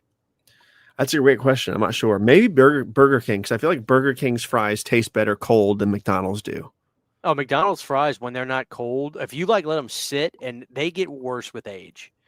But to me, like when you're going to get that non-fresh batch, like you're getting the shit end of the stick fries-wise, to me, the Whataburger fries, maybe the grease is dirtier. I don't know. But the fries, like, they still taste good, even when they're, like, not super hot and a little mushy. Yeah. I put cayenne on mine, too, dude. I like a little kick. An air fryer revives any fast food fries. That's true. Yeah. Have you ever tried that technique? What is it, like the air fryer you said? Yeah, an air fryer. Like freshen up your fries in an air fryer. I haven't done fries. We'll freshen up like popcorn. Well, they're chicken saying and like stuff. no, they're saying like you go to McDonald's and you get home and you're like, God damn it, my fries are like not even really hot. You pop them in the air fryer, you flash fry them. That's a good what he's idea. saying. I've not done that. No. Have you ever tried the technique of taking like a day old pizza slice from the fridge and putting it in a skillet on high? No. And dropping like a touch of like a teaspoon of water in there so the moisture just lifts up. You take a piece of pizza, set it in a skillet, take like a teaspoon of water, put it next to the pizza, not on it, and put the lid on it so that condensation hits and that moisture stays locked in and it revives all the cheese. I've tried that. It's a little bit of a pain in the ass, but it will revive that piece of pizza like it's almost brand new. Nice. I've done the wet paper towel wrapped around the pizza slice in the microwave, and it works pretty good. But the pan thing probably works way better. Wait a minute. Yeah. Say that again. You take your cold pizza and you wrap it in like a damp paper towel and put it on a plate in the microwave. And it does probably the same thing when you think about it. A wet paper towel? Yeah, or damp. Not like soaking wet, but wet enough. So. That sounds fucking disgusting.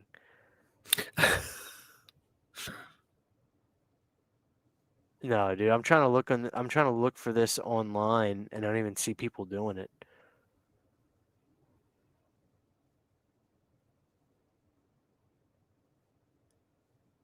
I see my technique all over.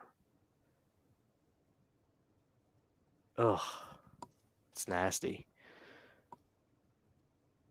You're supposed to do the damp paper towel on corn on the cob, Brandon, not pizza.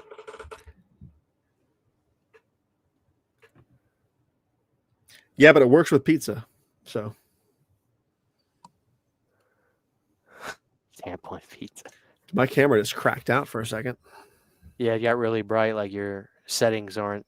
It like went to auto focus or something. Auto settings. Where do I find the Night of the Living Dead 1990 4K to buy? I think Diabolic, because it's like sold out on Amazon or something. I think. I don't know.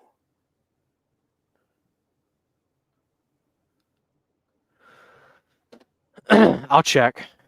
I love you too, TRT. Thank you so much. I like your profile picture too. Brandon, they want a movie room tour. What's up? What do you got hanging back there? Is that like a man, like a Halloween man? It's the alien from Target. Oh, really? Yeah. I got the Lewis one. Yeah, I got the Lewis. He's in storage still, and I got Big Lewis. I got to put him up, but we got the alien one a week ago. He's Very right nice. there. They're cool and they're cheap too. It was like $4 for them things. Oh, you got the mini one. No, I got the hanging Lewis, like the wall hanger, like the paper thin one. He was $4. Oh, I got him too. Yeah. Yeah. So I got the paper Lewis. I got the medium-sized Lewis. That's like the alien size. Let me see if I can move this over a little bit. Yeah, I want to see it. Very nice. Oh, you got boo buckets up there. Yeah. Do you have any of the old school boo buckets over there? Like the old school boo buckets with the lid? No, they're all in storage still. I haven't brought them out yet. Damn. But I have most of them from childhood still. But I don't have any of the lids. Like all the lids are gone. Damn it. So yeah. Who is this Lewis pumpkin character? I don't know what happened to the camera. It must have just like reset or something. It's fine. It's just like it's just bright now. People can see what's going on in there. Yeah. Let's see, guys. For the remainder of the show, we won't be on too long tonight because I got to wake up early and get cracking. But we'll do a few more minutes, and we'll just answer questions. What do you guys have for us? You have the clapper, Brandon. Well, he had to throw something at it to activate it. Yeah, usually it goes off, easier than that, but I don't know. I too would like to see the Butterman's lair. There's not much to see in here right now. Everything's sort of in chaos on the wall. Like if you can see, I can probably move the camera around. I can't really take you guys mobile. Like the shelves are just a mess. Like we have all the baby stuff over there right now. Let me get a look at this though, because you know what I like, Brandon? It just looks like people live here. Like it's organized chaos. Mm-hmm. Now those shelves, was that built into the house like that? Oh yeah. Like just solid wood. Those shelves ain't buckling then.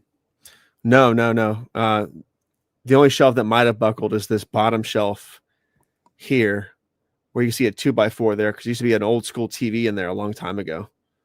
But it's not very deep. How can you fit a TV in there? It was just a smaller tube TV, and it fit. There was like a little piece of plywood on it, so it stuck out a little bit. It's not there now, but yeah, old school. So, dude, look at the buckets over there. Yeah, we got the ones from last year, the ones from the year before, the ones from the year before. So, Brandon, the first year that they came back, me and you had become friends at that point. That was, I think that was 2022. Yep, that's right. How many buckets did you get that one night? Because I remember you sent me a picture of your vehicle. It was flooded with buckets. Dude, because we were coming home from North Carolina from vacation, and God, my lighting's all fucked up now. God damn, I hate when it does that. Like it does that sometimes. Anyways, sometimes the camera will just reset. Like it'll destroy my OBS settings, and my OBS settings control what I have going on. Well, so I'm going to have to go back into OBS. What does your OBS settings show right now? I can't open it up concurrently because I have the mic open here, so it won't let me see what's going on in OBS. Oh. I can only have one open, so it's hard to say exactly, but sometimes the camera just freaks out. Or someone's trying to hack me, maybe. I don't know, maybe. If it doesn't bother me, but if it annoys you and you want to fix it real quick, just go ahead. Damn it. Yeah, take your time if you want to try to fix it. CHH tattoo tour. I don't really. I have that cool tattoos. I kind of go for my tattoo style. I know this is gonna sound weird. I go for that cheap, trashy look. You know, I'm not one of the, my wife gets really cool, colorful tattoos. I get the crappy biker looking tats. Like that's just my style. Like I want my tats to kind of look like they were not scratch your tats, but like I want to look like just rough around the edges kind of. That's my style. You know, the one I want to get some more on my feet though. You know, I got my my Dawn of the Dead right there. And I might see about getting a Day of the Dead tattoo over here for Saint Romero. So that might be what I do next. There you go. It looks better. It's you're still a little overexposed, but not bad. It just makes you look like a ghost before. It was so bright on your skin. Yeah, I'm gonna have to go in OBS later and fix that. Dude, you know what? I gotta send you this. Let me see if I can find it. I'll bring it to the post office tomorrow. If I have if I have a box. Hold on. Because you know, like you see how good I don't know if this camera looks like a DSLR to you, because you can see that my background's blurry, especially farther back. This is the Razer Keo Pro Ultra. It's the biggest lens ever. The camera is like the webcam's like this big. I love it. I use it for my PC because for some reason Razer does not really like Mac products. So I use this on my PC and it works like a charm. I love it. Nice. But I have the other version because I'm assuming you have like some cheap ghetto camera, like webcam, like a weird brand name. I have the Depstech 4K. I forgot what it's called. Yeah, was it like $39.99? It was something like that. But once I get the settings dialed in OBS, like it does really well. Well, I was gonna send you this. I completely forgot about this. If you want it, yeah, this is the Razer Keo. I'll use it. Shit, send me all the free stuff. But look, I'm saying it's a nice webcam. I have the Pro. If I could show it to you, it's this, but almost double the size. But this is a f. It's got a 2.0 f-stop, 3.8 millimeter depth of field, whatever that is. The 3.8 mm, and it does full HD and 60 frames per second. So nice. That's really nice. Maybe when you get this, you'll probably like it better. But yeah, I'll get the stand for that. If not, I don't know if it's got a 3/8 down there, but I'll find it. I'll find it. Yeah, I'm a tech junkie, guys. Like I love tech. I love different kind of mics and webcams. Like I love all that shit. So I love tech. Plus with I'm a musician, so I use different mics for recording audio, for vocals and stuff like that. All right, Freddie K, thank you so much. Fix the color grading in your life. I know what's going on here. Yeah, Razer is very good for gamers and stuff. They have an awesome software thing too. I need to download it on my computer again.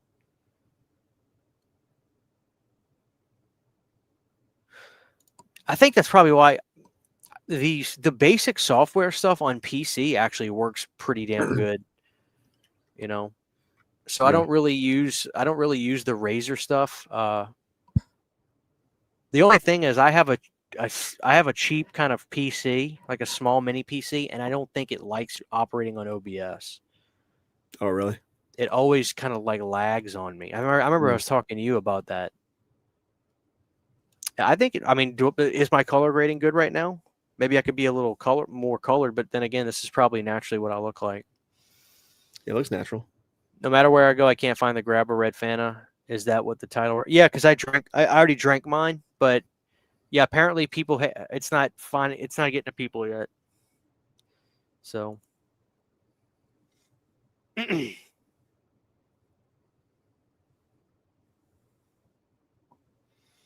I switched to Logitech G a few years ago and never looked back. It's incredible. Well, I tell you what, I use Logitech on my Mac computers. My Mac computers love Logitech. You look like $10,000 worth of seafood. God, that is so funny. That's crazy, dude. But Brandon, remind what you said you were doing tomorrow. We could talk to the audience real quick. What you said you had going on this weekend? Put up Halloween stuff, mow the grass, test out the new chainsaw, put my daughter's new swing or new slide onto her playground, and do the thing. Hell yeah, dude. Do the thing. How's the weather over there? Is it just shitty by me? Stormy. Really stormy. Stormy. If it's not stormy, it's fucking still hot. Just hot. Really? Like just roasting oven hot. So. Yeah, it is by us too. It's fucking brutal hot. You know, what are you going to do? I'm sick of it. I am absolutely sick of it. I'm just hoping for no storms, like big storms. I don't want any more hurricanes this year. We've had 3 or 4 years in a row. Did you see Netflix just dropped the documentary about Katrina? Yeah, I saw it. I haven't watched it yet, though. I kind of don't want to watch it, man. Like, it's painful looking back. Yeah. You know?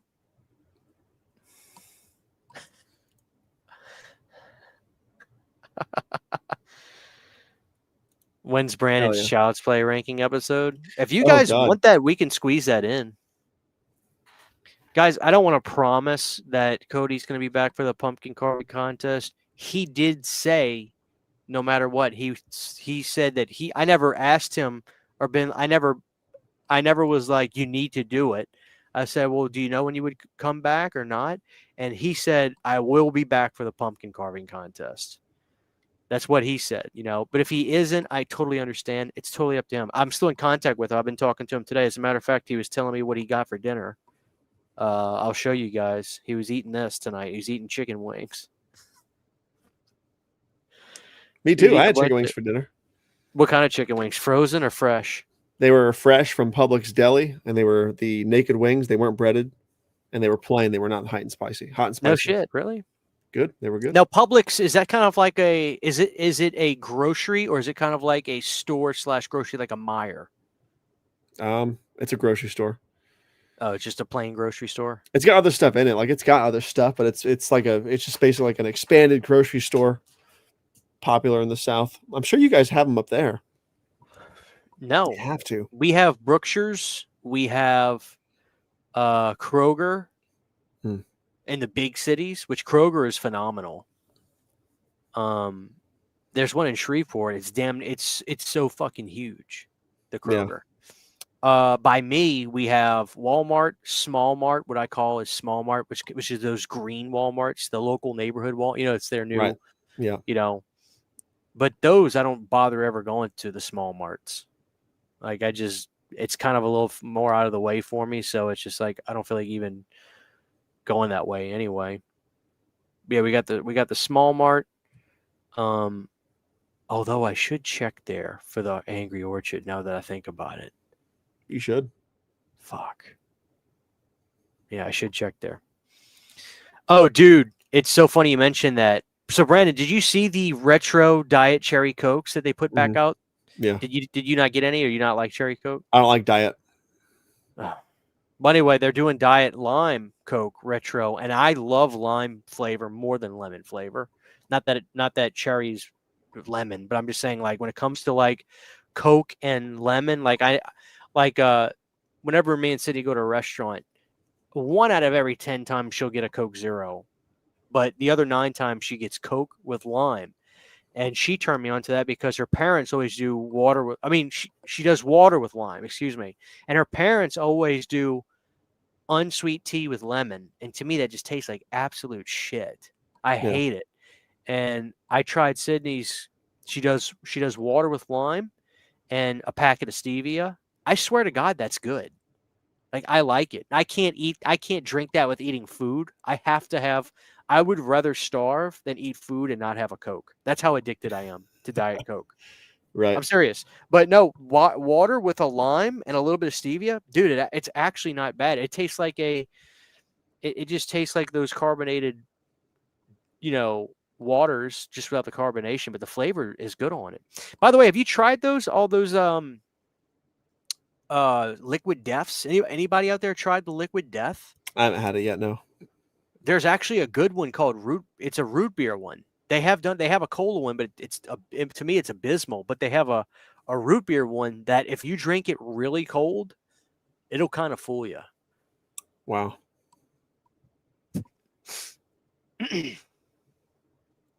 I bought a number of boxes Saturn, so I'm stocked up. Oh, by the way, the Mountain Dew trolley is a fucking travesty. I saw your video on that. I feel like it shouldn't be a travesty though. Try it. Be my fucking guest. I haven't seen it anywhere. Like it's still not here either. That's impossible. I don't believe you because, dude, there's no reason Louisiana should have anything like that before Florida. If the trucks just aren't coming down here for it, or if they're not coming down here yet, like this, we have not gotten that stuff. I don't believe you. Like we didn't even Where get are you checking? Do you not go to Walmart? I go to Walmart sometimes, but I fucking hate Walmart. I hate it. Hate it. Puts me in a bad mood. But we didn't get the fucking A&W ice cream sundae until way after you guys told me about it. That I finally saw it in the store. Oh, dude, that made me gag. I had a 12-pack and I hated the first 6. The rest 6 kind of grew on me a little bit. So I wouldn't buy it again probably, but it was pretty bad. So the regular one is what we tried first, and the initial sip is fucking atrocious, but the backwash is better. And a lot of people think it just tastes like chocolate. Did you get the sense of that? Like just chocolate? It reminded me of some kind of weird chocolate soda I had in the 90s. I can't remember the name of it. So it was very chocolatey. I don't think they are. I think it was that limited.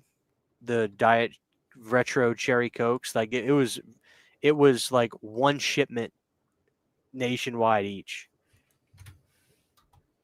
Yeah. Yeah, and the trolley is only 0 sugar too. Like that's the only way it came out was 0 sugar. But let me tell you something. Guess what'll come back next year? Mark my fucking words. What's that? Voodoo. They will. Oh yeah. Because I think people are going to be like, this is a travesty. How about this, Brandon? How about they do Pitch Black next year? Pitch Black. The best Voodoo, and I think it was Voodoo. I don't think it was Pitch Black. I think it was Voodoo. It was 2020. It tasted like I was drinking dirt and patchouli. It was so good. Whatever the 2020 version was. Let me see what it was. 2022 was good. I still have some for 2022. I still have some for 2023, and I still have a bunch in my mini fridge and the other room for 2024. Right. I have a bunch for 2024. 2020 was the best one. It had the Grim Reaper with the peace sign, and the Voodoo was in his mask. Oh, dude, yeah. That was the best year, I think. Do you not keep one for each year just for souvenirs? I have one from 2 years ago, I think. Maybe even last year, but I got one can on the shelf. So 2022 is still the best. Sour Patch Kids.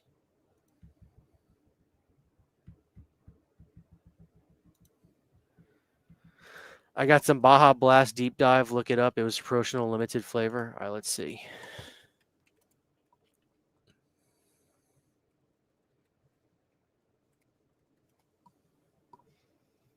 What the fuck is this? Dude, the can for this looks amazing.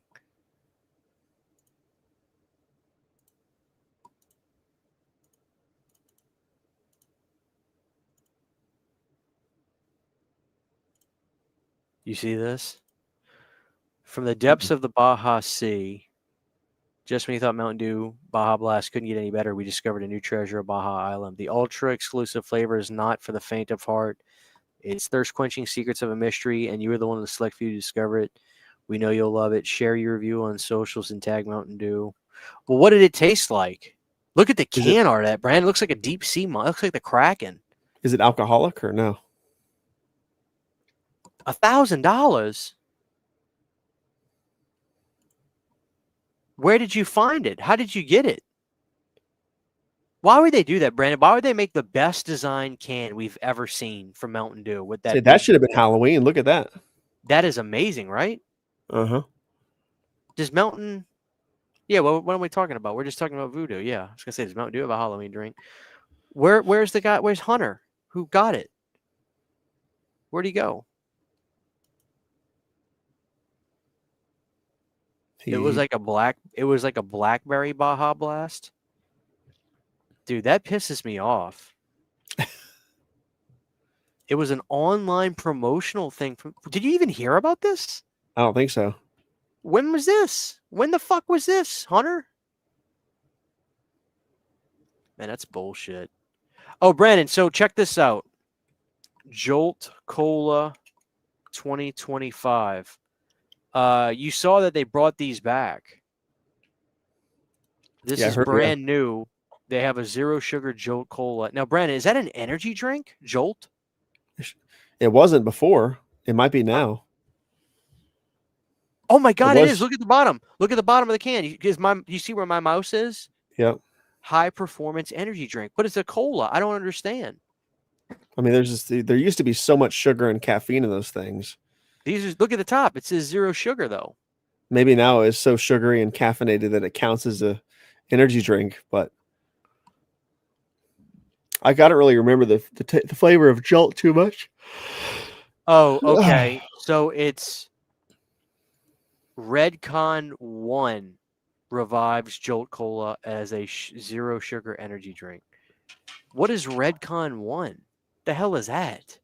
Redcon 1. All right, so you can buy these. It's a sports supplement brand. Dude, you know for a fact these are I'm gonna try them. I'm gonna break my energy drink thing just to try them, which it's fine. I mean, if I just have one every now and again, like once a month, I'll try them. But Brent, I'm gonna be honest with you. I would bet money these are gonna taste like absolute piss. Yeah. Because you know how these companies work, right? They get these flavors that they say to themselves, "Oh, we got to put this out," and then they do the testing, right? They let the kids drink it. They check the feedback. Guess what the feedback says? Tastes like piss. Well, fuck. What are we gonna do with this? We already made this flavor. We got to use it.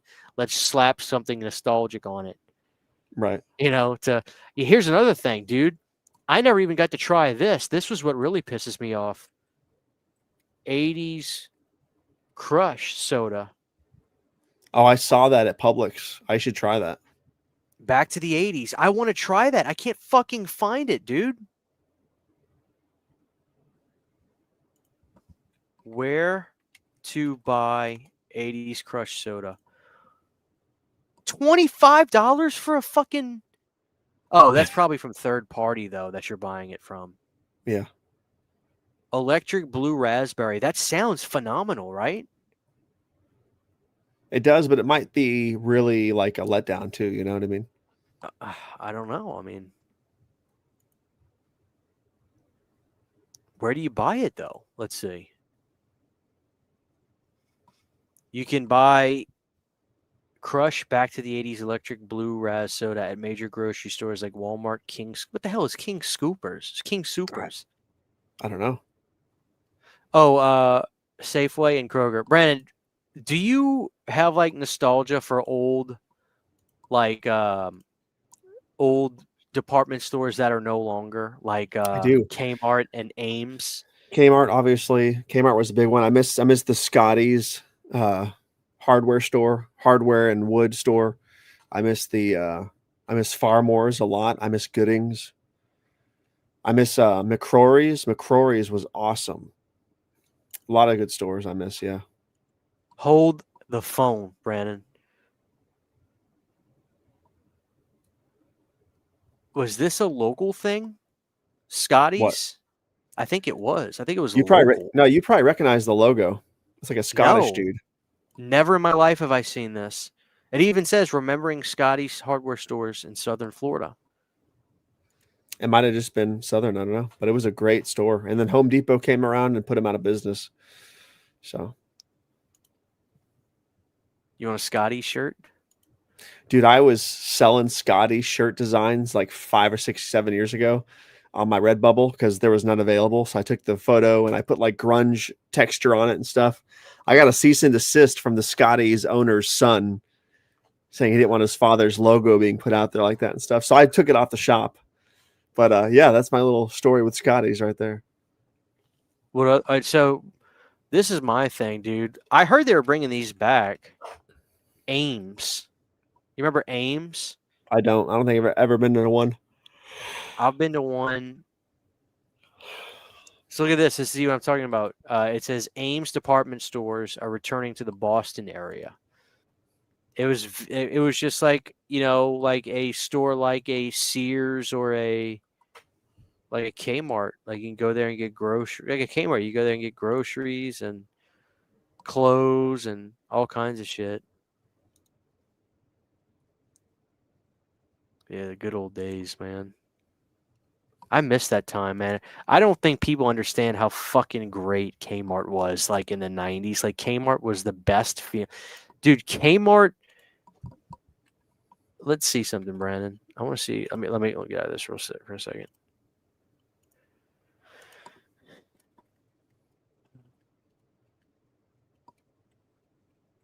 Let me see if there's any vintage videos I can show the audience. Oh, this is cool. Oh, man. Here we go. This is the good old days, Brandon. I remember these commercials like it was yesterday.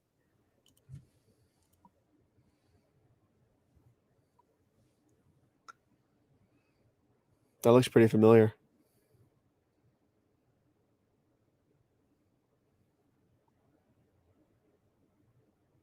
Kmart was so good.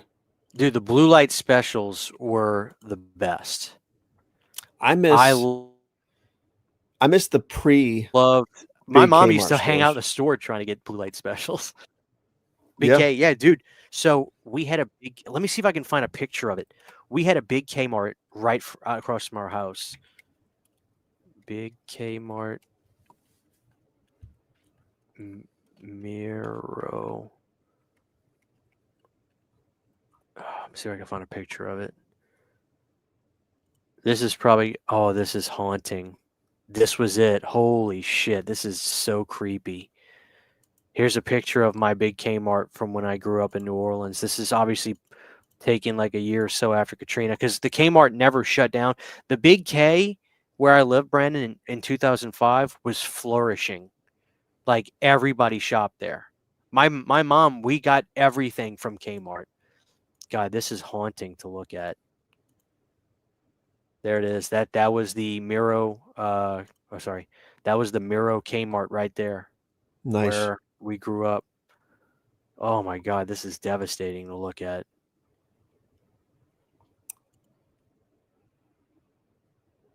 That's it, Brandon. Oh my God. Yeah, Big K. That's what it was. It was a Big K.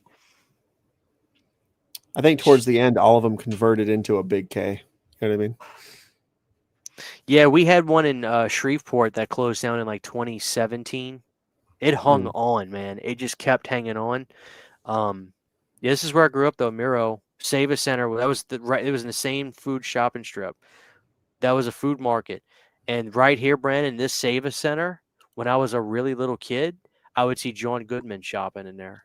Really? Because he lived in New Orleans, and he would come down to St. Bernard Parish, and he would grocery shop here because he didn't want to grocery shop in New Orleans, because it's more of a congested area, obviously. So he would come below and do a bunch of shopping down here, and I would see him. And I remember I would always look at him and I would say, Flintstone, Flintstone. And my mom would be like, leave him alone, leave him alone. I never went up to him and talked to him because my mom was just like, she understood that he was here. He was shopping out of town to like do his thing and be kind of like undercover. Right. But yeah, my mom, I never talked to him, but I would see him and he would wear like big baseball jerseys and have a ball cap on real low, just enough so he could see. But right there, he would shop at that Save Center all the fucking time in like 1997, 8, 9. All Did the you time. ever Did you ever connect eyes with him or anything? Like, how close did you get to him? Oh in person? yeah, yeah. Nice. Just the same way now, where I mean, I literally see Karl Malone at least once a week in Super One Foods, which is a Brookshire's. Mhm. I see him there all the fucking time. He lives here. He lives here. He owns so many businesses in town.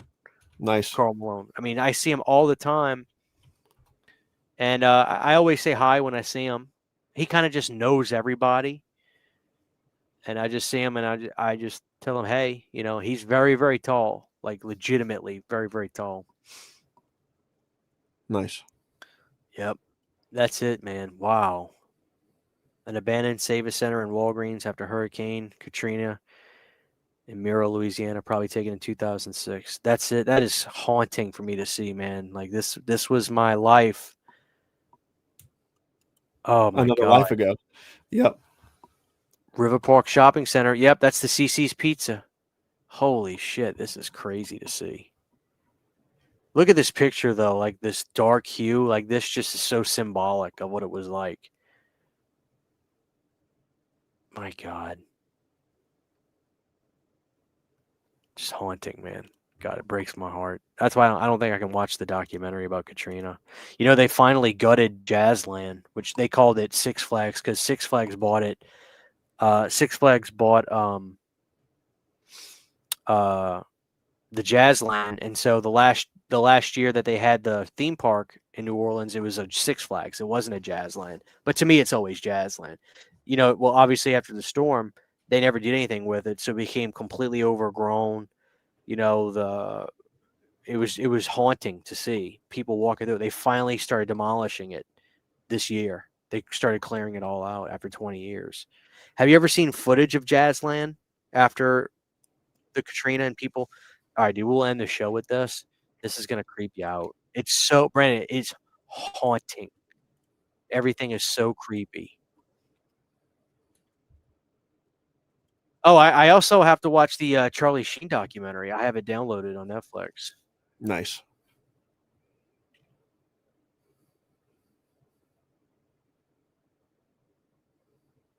All right, let's see.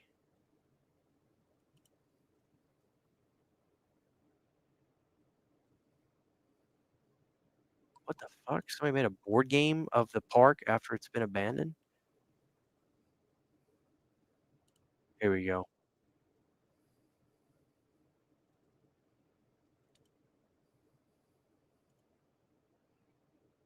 Skip ads. Thank you.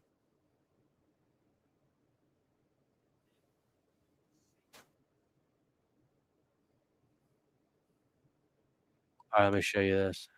Oh, shit.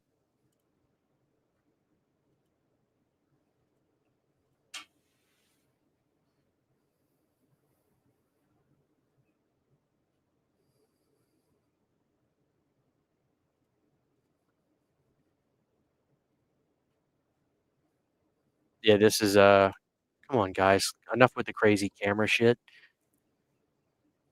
Like, obviously, everything's overgrown. It's disgusting. I mean, obviously, it's private property to a certain extent, but, like, I don't know how they really police it, but let me see if they show, the roller coaster. It's called the Zephyr. And it's been like this since the hurricane. They called it the Mega Zeph when Six Flags bought it, but it was the Zephyr. Mm. Watch, it is the Zephyr. Oh my God, I'm getting chill bumps. I just remember as a kid getting in line, and it was an old school coaster, Brandon. It was made out of wood, one of them, you know, them old school coasters. Yeah. I mean, this was the Zephyr, and I'm just seeing somebody in the comments asking something. Do you have to pay with a super chat for an answer? What did you ask? Hey, how did you get Creepshow 2 4K so early? Order mine. Child of the 80s. If you watch my review, I told everybody that I got a review copy for it. It's coming out soon. It's not that nobody forgot your order. It's just I got mine early to review it. That's all it was. Look at this, bro. Look how haunting that is. It's completely overgrown. Jesus, man. Man, they're putting a lot of faith in that shit. I mean, Brandon, that's that, and I think the Zephyr in 2005. Look, Brandon, I'm not bullshitting. Look at it. It's a old school wood coaster. Mm-hmm. I mean, it's old school, man. My God.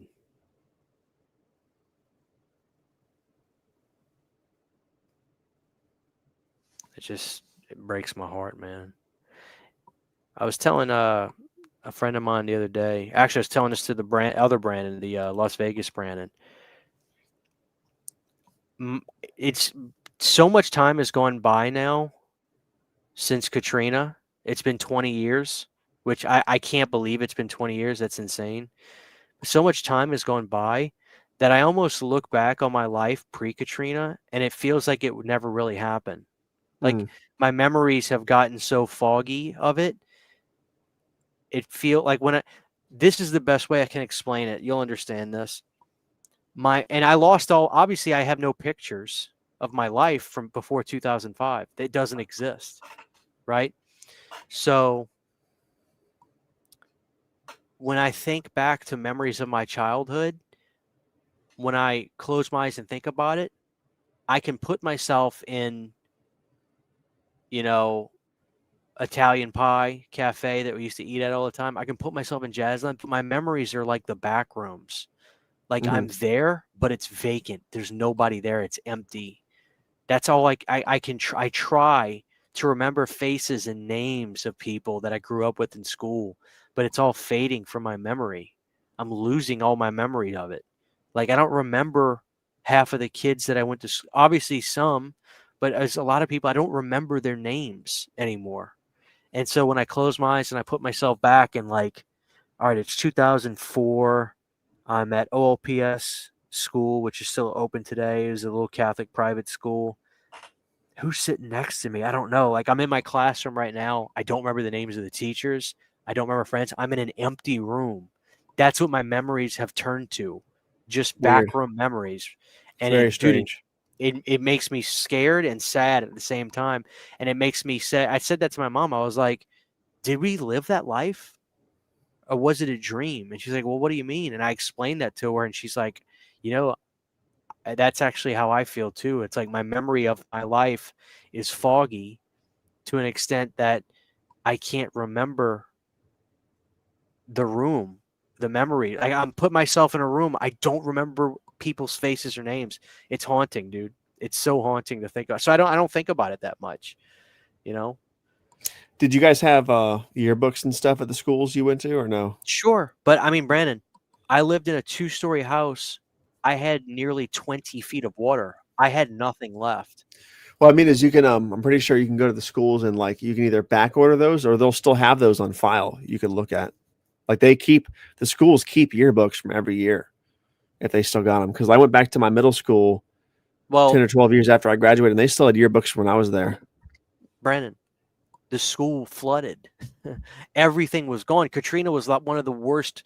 That's my point. Katrina was one of the, I think Katrina is one of, it's at least one of, but I think Katrina may be the worst recorded storm in history. I mean, it devastated. I mean, 15, 20 feet of water. The entire school, OLPS, was gone. It was underwater. There's nothing to say. Like, how could they have backlogged anything?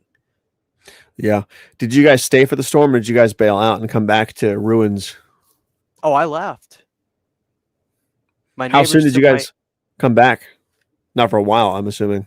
Well, my dad was able to get into New Orleans about 4 or 5 days after the water went down. So I would say in total, probably my dad was able to get there around 2 weeks after the date of the storm. Before did he have to take a boat? No, the water was low enough down to just like an inch in the area. It got down to, but it was still blocked off. They wouldn't let people in. But my dad was friends with a cop, and he was able to get him in. And my dad went in our house, and he came back a broken human being. And I think he's never said this to me, but I remember I was like, what was it like? He said, son, it's over. I was like, well, what do you mean? Like, when are we going back home? He goes, there's no home. And I'm like, well, what do you mean? Like did the tree fall over? Did the car get dented? And I couldn't comprehend, because I mean, we would evacuate every single year, because there's, you understand this, living in Florida, there's always a storm that's coming, and it would either dissipate, go to the left, go to the right, or come through, but it would weaken down to a 2 and we would be fine. This was a 5 that bulleted right to us. I mean, St. Bernard Parish was the dead center of the red eye. It was almost fate that it was such a perfect shot over my town. It was almost like it was fate. And so I couldn't comprehend it. My dad was like, he's like, son, it's over. Everything is gone. And I just couldn't believe it. But finally, he got his pictures developed. And for the people here that are too young to understand what that means, he took photos of everything in the house with a digital camera, which I want to look at those pictures again. I know my mom and my grandma has them. Was it all like black mold, I'm assuming? Just all moldy? There was 3 inches. He had to wear boots, like big rain boots that go up to your knee. There was 3 inches of mud in the home. The roofs were gone. Like all the shingle, all the sheetrock was just gone. But what was so scary, Brandon, is after a certain point, like after the 5-foot mark, the water would continue to go up, but it would go up so gently and delicately that we had a set of angels over our banister, over our fireplace. The angels didn't even move at all. The angels stayed put. But the water got up. Put it to you like this, Brandon. Our house in our neighborhood, we had a skinny, tall blue house. It looked like the Full House, except it was blue. Skinny, tall house. Barbie doll looking house.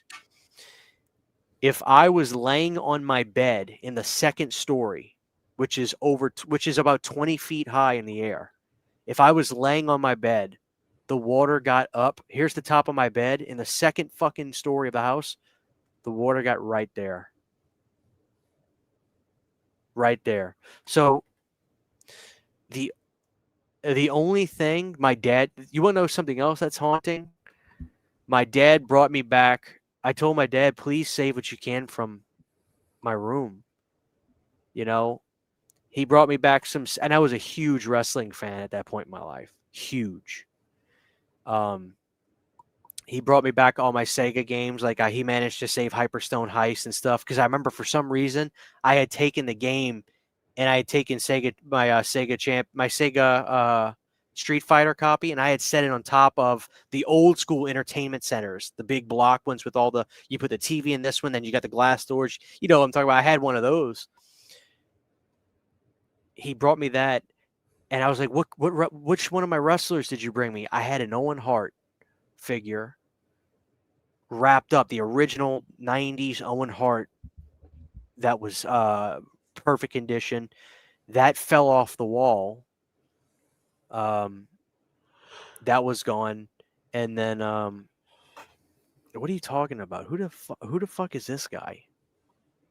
Anyway, the only wrestler my dad brought me, Brandon, that was okay, was Chris Benoit.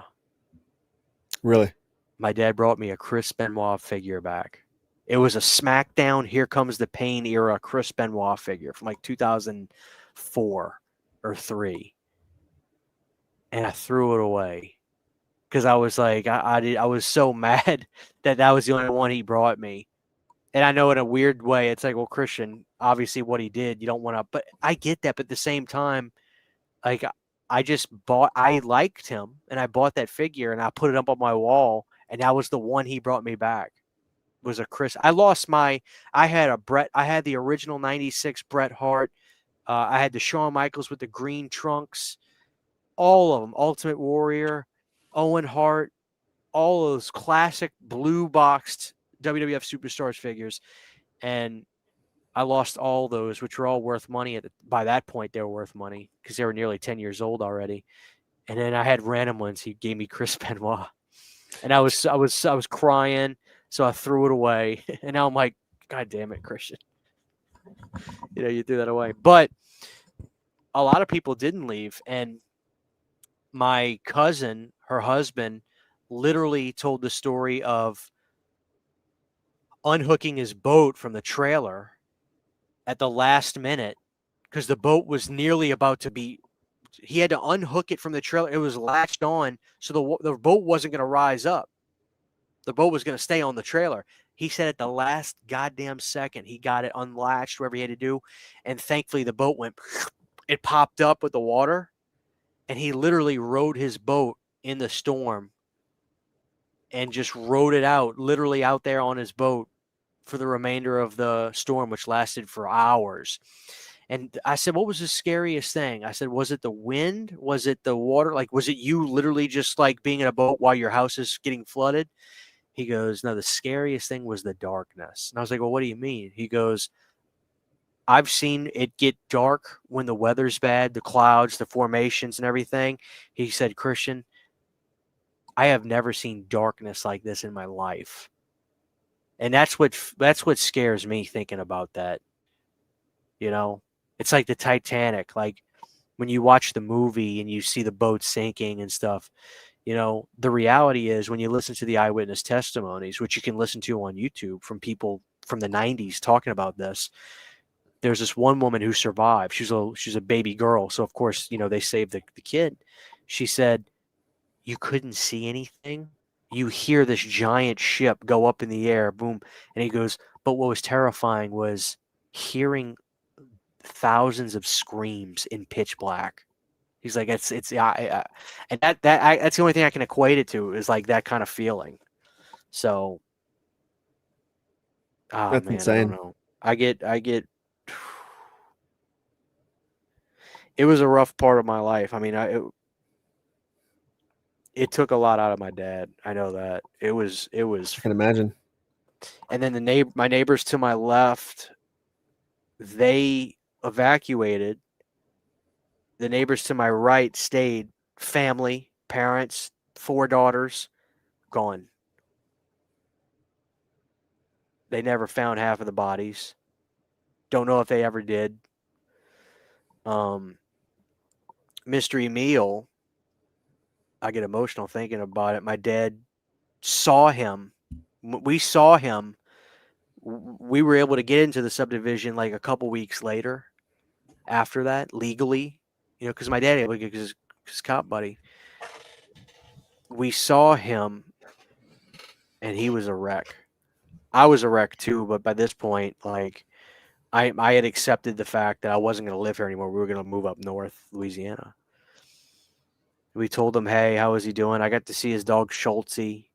He had a little weenie dog. Every time I'd go outside, I'd see Schultze, a little weenie. I love that weenie dog. And I remember, like, after seeing him, we told him, hey, gave him a hug, and I got to see Miss Phyllis, Mystery Meal. They're the nicest neighbors, an old couple. And like a week later, my dad said, hey, Christian, I got to tell you something. I was like, what's wrong? He said, Mystery Meal killed himself. I was like, what? Oof. And I was like, what happened? And I said, they lived in that house since they were one of those families that bought that house. You remember in Hill Valley when Marty goes back to 1955 and they got the sign for Hill Valley Estates, where the subdivisions, they were one of the first people to live in the subdivision when they were making it. Right. And I think Mystery Mill was like in his 60s at that point, and he had his roots were there. And I guess he couldn't take it. I can imagine he took his life. Yeah, he put a bullet inside his head, which is just, I can't imagine that. No, that's insane. And then here's another crazy story. The neighbor next to him, so 2 houses to the left of me, Mr. Jerry, who was the funniest guy. He was such a cheapskate, nicest guy on planet Earth. But he would go to we'd see him at Bay St. Louis Casino Magic, which was Casino Magic was a camp. There was a campground / casino area in Bay St. Louis, Mississippi. We'd go there all the time because it was about a 40-minute ride from, it was right up bottom of Mississippi. We could get to it pretty easy. No, where was Bay St. Louis? Maybe that's Louisiana. Bay St. Louis. No, it's Mississippi. Bay St. Louis, Mississippi. We'd go there all the time to Casino Magic. Maybe people know where that's at. But we'd see him there, and he'd be eating. We'd see him go in for lunch to eat, and we'd see him. We'd wave to him and say hi. We'd go back to the campground and be like, we'll go there for dinner tonight. Because they'd go in, and my parents would hit the slots for a second. We'd go to dinner at like 6:30. He's still there eating. He would just eat all night. He'd just stay there and he'd eat. Then he'd just sit there for an hour. They wouldn't let him do it no more. They'd kick him out. But after Katrina, I remember my dad kind of was checking houses with his buddy because they didn't know who. Getting back to what I told you is, I think my dad saw dead bodies. He's never outright told me. But I think he saw, because he came back. I'd never seen my dad like this. Like, he's always jovial and laughing and stuff. But, like, I was like, what's wrong? He's like, one day I'll tell you. One day I'll tell you. That was 2005 when I asked him. I've never asked him again. So, like I said, he went in before legally people could, because he was with a cop. So, I mean, I say legally. He was with a cop. So, they got in. But my point is, I know he went and checked Jerry's house. Yeah. Because Jerry didn't leave. And he had a wife. Jerry was a skinny guy, stayed in shape. He had like a bigger wife. She was kind of a bigger woman. And so my dad was worried about them. He went and checked the house and he came back because I asked him, I said, go check Jerry and all that. He said he didn't see anything. All the windows obviously were busted out because of the water and everything. And they had, like, I think the National Guard were going to homes and, like, remember when you would see the doors, there'd be big X's and they'd be stuff. I think there were markers for homes, like if they found bodies or anything there. Well, we ended up in where we're at now, and it was probably 2 or 3 days after that, this church came to the campground. And they said, come over to the church tonight. We'll feed y'all. We'll give y'all a meal. If y'all want to stay for a service, please do. But we just want to help. Y'all are refugees. We want to help. Well, we go to that church. They feed us. And I remember me and my brother actually met some people that were in the youth band there. And one of them was Colby, who's the drummer for Cold Canyons. Till this very day, Colby's the drummer for my band. So that's where I met him. He's the nicest guy ever. But a bus pulls up outside of the church, and it's more refugees. We're sitting there. My family's all. Jerry walks in, and we're like, "What the fuck? That's this Mr. Jerry?" We see Jerry come in, and we're talking to him. And we're asking him what happened. And the story he told Brandon is one of the most horrific things I've ever heard in my life. I don't remember if his wife was there that day or not. But he told me they remembered it went black. The rain was going, but the levees collapsed, right? The thing that I picture when he says this is what horrifies me the most. He says he went outside because the doors were coming off the hinges. The wind was so strong. I mean, it was scary. It was a force so strong, like you're so you have no control over what's going on. He said he remembers going outside, the wind blowing as fast as humanly possible. And he goes, Christian, I just remember seeing a tidal wave. It was as if a tsunami was coming through. Because literally the ocean I see the ocean heading towards me. I'm like, holy shit. I'm like, Yeah. he goes, it wasn't a matter of it raining really hard. He goes, Christian, I saw the ocean heading towards me. So I go back in, we shut the door. I immediately just were like, we need to board up the door, do what we can. And he says, like, after a minute, they realized we ain't doing nothing. We're not stopping this. There's nothing we can do. So eventually, you know, the water gets into the house. They're thinking, okay, maybe it'll just be a foot. It won't be that bad. We'll manage. But he goes, eventually, we realized before we knew it, oh my God, it's up to our chest.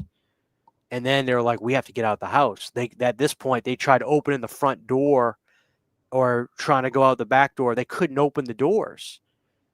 So they busted a window out. They lost the dog. They had a little dog. The dog was gone, obviously.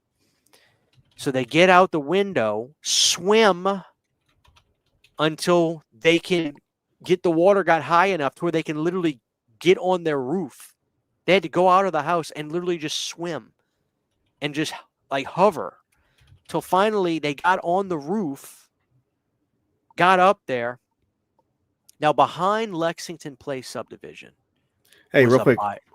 Not interrupt. Can you send the link to my phone again real quick on Facebook? I'm going to catch up with you real soon. I'm going to make the baby something. She's screaming right now. Yeah. Go ahead. One second. Send him the link on Facebook. Have I watched do you guys want me to finish this story really quick or not? I won't. If I'm boring y'all, I'm sorry. I don't want to do that, but I don't talk about this stuff in this much detail that often. I'll finish this story for you guys if you want me to. Just let me know. Copied. Okay, I'll finish it. All right, let me just send him this link and I'll finish it to you guys. So at this point, they're outside of their house, literally swimming and hovering in water until they go up with the water to where they can physically get on their roof. So they got up on the roof of their house and had to go eventually to the tippy top of their roof. Now, obviously, their roof does this. So what Mr. Jerry then begins to tell me is something that haunts my dreams till this very day, thinking about it. Because I'm going to tell you guys something right now. Our government failed us. And they continue to fail us on situations like this. They just do. Brandon's telling me to hold off. All right, hold on. He says hold on. All right, guys, give me a second.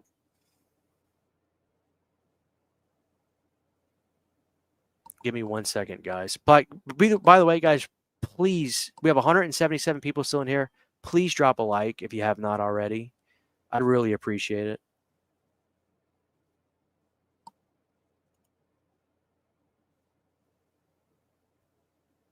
Let's see.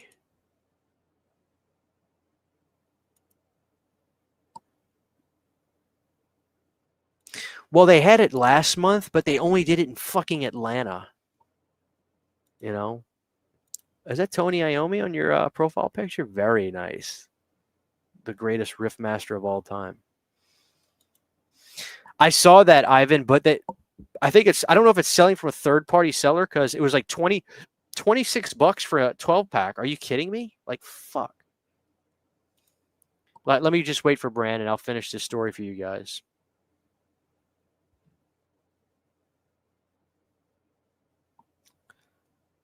I don't know where he's at.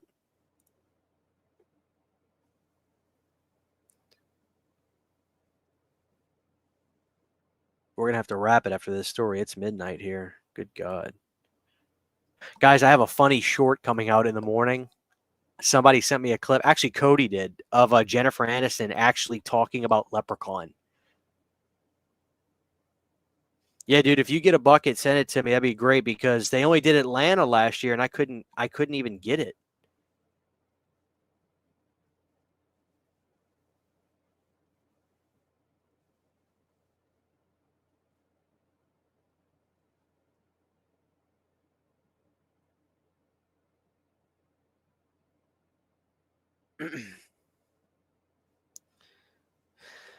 Thank God my internet stuff's working good again, guys. Long story short, I went through this thing where having fiber optics, it's great, but for some reason, the router that I connect from my fiber optic to right here, in my laundry room, I have a router that's right here. Something does not compute with them, and it'll connect, but I have no internet access. I'll be connected to the router, no problem, and it'll show that I'm connected, but there's no internet access. So I had to buy just a goddamn extender, which is not as good, but it literally just like it connects to the internet of the router, and then I connect to the extender. So thank you so much, Joe, on the run with the $4.99. Let me give you a clip, good sir. I'm gonna go fucking buck wild for Easter this year. Any shark or croc stories with Katrina? Well, not shark, but it's funny because what I'm about to with the story, there is something I need to obviously mention about alligators.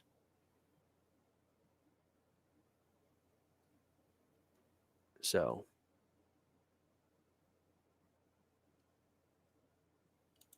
I dated a girl from Metairie, and she moved back to and she moved back to Louisiana. Never heard what she went through, but always felt bad for not trying to contact her. Oh, you were dating her while Katrina was going on?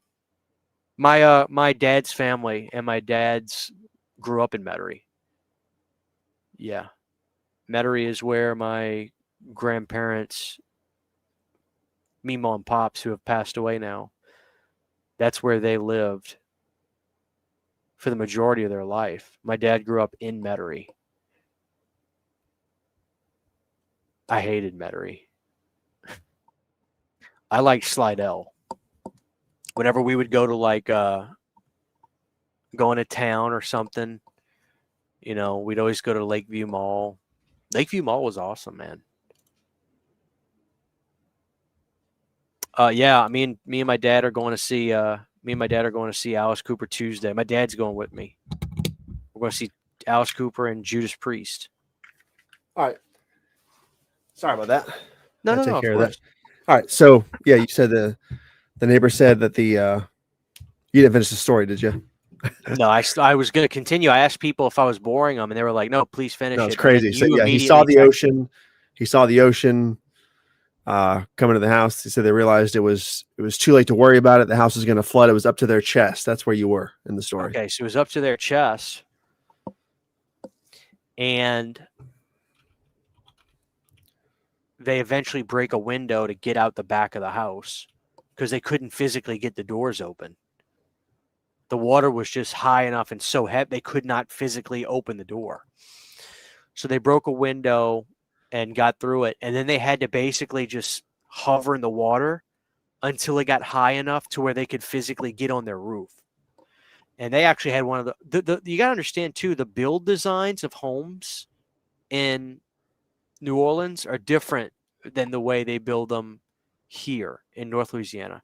They build them taller and skinnier.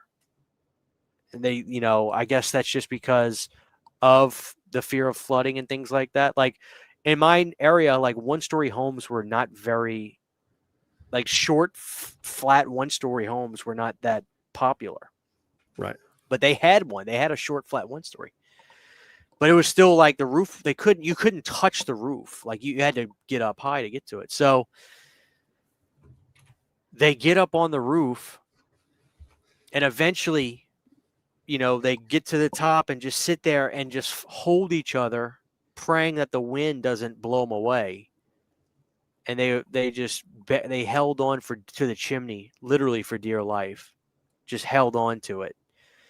And they said that they literally stayed there and just gripped. They just had to grip onto that chimney for hours because the winds were so strong. It would have, I mean, it literally could have blown people away. And he goes, after we did that for what seemed like an eternity, it was probably a few hours, 4 or 5 hours of just holding on, waiting for winds to stop. And then it rained for hours. And he goes, we thought that by sometime during the night when, you know, the storm had eventually came through and it was settled, that rescue would be there. He goes, so we sat on our roof the first night in pitch black, looking out at what used to be a neighborhood that is completely gone. It's so underwater. It's almost like there's nothing there anymore. It's the most disturbing. He said it's the most disturbing visual thing. It's so wrong. He's like, just imagine your area. Like, just imagine where you lived, and all of a sudden, it's completely underwater. All of it. Like, imagine that. It's like the city of Atlantis. It's like you're not supposed to. It's like you're not supposed to see what you're seeing. And he goes, so that night, we were just like, somebody's gonna come. They were screaming for help, like just on the top of the roof, screaming for help. And then he shortened up the rest of the story, but he goes, what scared us was we started feeling and hearing stuff in the water all around them. And at first I was like, well, what was that? Do you think it was vehicles or something? He goes, it was alligators. And I'll never forget, we would go to sleep, literally we would lean up against the chimney and just go to sleep, and we would feel stuff crawl over us, and it'd be pitch black. And I was like, what was it? Was it like fish or something? He goes, no, it was water moccasins and snakes. And we would just fight them off. And I'm thinking to myself, holy shit. Imagine being stuck on a roof in 20 feet of water in a neighborhood. You can't go anywhere. What are you going to do? What are you going to do? Swim where the gators and crocs are? Because you got to remember, Brandon, behind my area was a swamp, marsh, backwoods swamp, like Hatchet, Honey Island swamp. It was like that. And he says, we did that for 3 days. No food. We sat there on our roof for 3 days, watching planes go over us. And it wasn't until day 3 that we actually had help come and rescue us. And I was like, well, what happened? He goes, we were about to die. We couldn't drink it's not like we could just drink the water, around us. We were literally about to, we were probably within an hour or two of literally just letting our body give up. So that's what's so scary, is the fact that he would say he would see planes fly over him, helicopters, and they'd be screaming, begging, and somehow he survived. I hope he's still alive till this day, but I don't know, man. It's just insanity. It's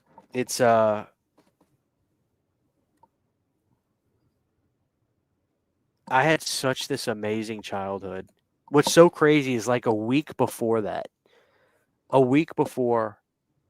storm, I remember, just like it was any other day, going to Bobby Mayfield's house. I lived on Tracy Street. Here is Mayfield Drive right here. We would go to Bobby's house. He had his basketball goal. We would go over. We would always do this. We would go out there. We'd play ball. We'd put the goal, slide it down to 7 foot so we could all dunk. We'd play ball. We'd go in. We'd always play WWF No Mercy on 64, and then we'd play Madden on GameCube for an hour. Then we go swim. Then we'll go to my parents' house, and they always like to come to my house because we had Sega Dreamcast, and I had Marvel vs. Capcom, which was it's an expensive game now. No way. Is it the Bobby Mayfield? If it's the same Bobby Mayfield, that's tripping me out. His dad used to work for an air conditioning company, I think. Bobby Mayfield. Let me know, Mikar, if it is. Ask him about Christian and Trey Hanna if you're in contact with him. That guy was one of my best friends. But it was just like, Brandon, like literally a week before that, I had no idea that I was playing ball with my friends for the last time, playing Nintendo, swimming in the pool. I had no fucking idea. It's insane, It's, man. you know, You should turn this whole thing into a documentary essay, video essay thing. I mean, there's been so much already though, and I don't know. You know, it's funny because like I was humbled that people watched the cult story video I did. I didn't think it would do anything, and it did average for my channel, which is really a huge success when you think about it. When you do certain kind of videos, and then something like that does good. But I mean, I guess this was it. I told it right here, but you know, we all go through shit in life, man. Some of us just have some crazier stories than other, but at the end of the day, it's like, you know, it just is what it is, I guess. Yeah. The funny thing is our garage came off the slab. I got to find the pictures. I should actually pick. You know what? I'm going to show the audience my home. I'll never forget it, Brandon. 4405 Tracy Street. Have you been back in that area at all since, or no? Oh yeah. I haven't Is been it- since like 2013 though. I'm saying there's a whole new house and stuff, or is it still like all? Is it just like overgrown fields now, or is it like all new real estate? No, here's a picture of it. We can even go on Zillow and look inside my old home.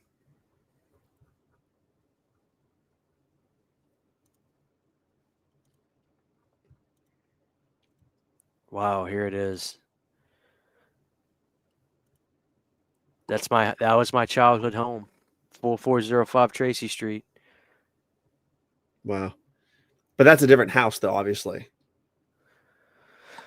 The structure feels similar. I don't know. I mean, my bedroom was the Halloween 5 section. Like you see like the right side that round. My bedroom was up there, the top floor. And the house next to it, they demolished it. Mystery Meal's house, like right here, this is where his house was. It's gone. Mr. Meal's house is totally gone. This was Chris Soche's house, my buddy Chris. We used to go. I used to be up in this bedroom all the time as a kid, right up there. But God, I want to see the inside of this home. And I don't think anybody's living in it, Brandon, because did it actually show? No, okay, let me screen share this. I don't think anybody's living in it because that area didn't really recover that well. They're asking $239 for it. When my parents bought that house, they bought it for $112 in 1989.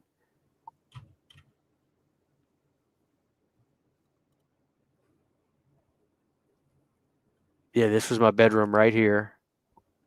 My posters and stuff were all. My TV was on this wall. Bed was right here. I had a twin bed right here by the 3 windows. So when you first walk in the door, spiral staircase right there goes right up. My bedroom's right up here. It was dark. We had dark wall colors in the house. We had wood panel everywhere. It wasn't like all this white, all this hardwood floors. We had hardwood floors from what I remember, but no, it was dark. And we had pictures on the wall, dinner table right here. This is the living room. The small little bathroom right there. But I feel like we didn't have an open kitchen like this. I can't remember that. I don't remember our kitchen being open like that. No, we had a wall, like there was an opening right here to get into the kitchen, but it wasn't open like this. No, it went all the way up. The wall was not open like this. So the TV and everything was right here. And the couch, boom. This is where we had those little angels I told you about. But by this point, the water came up so slow that all the angels and stuff, they didn't move. Parents' bedroom was right there. And we had an open second story, which was kind of cool, Brandon. I remember my mom got so mad at me one time because I remember taking my damn I had a Kevin Nash toy. I threw it down the stairs. Boom. And it fell on the floor, and I broke his arm off. When they had those vibrating red button WCW wrestlers. Oh, man, that's funny shit. Kitchen's unrecognizable to me. You think like the bones were still there and they just kind of built back on it, basically? For the most part, but they changed the layout of stuff. This was my brother's bedroom right here. He had the square bedroom. Drums were in this corner, TV right here. Wow, they completely remodeled the upstairs. That's the master bathroom, actually. So they put in a new walk-in shower right there. That's a big closet. It's a very big closet. And right here, it's just a toilet. Like there's no door right here. It's one of those like, the door is obviously where the picture is being taken. There's the his and her sink. My parents did have that, but of course it was all very old 80s style. And there's just a toilet right here. So, if somebody's walking through to get to a closet, they'll just see you taking a shit right there. This is the upstairs bathroom. Here's my bedroom. This was it right here. My twin bed was right there. I had my entertainment center, my posters, my Benoit figure was above. Like, my Benoit figure was probably right there. I had all my other classic wrestlers up here, hung up. And I had a closet to the left of the bedroom. And, wow. God, I wish I could just find pictures of this house, I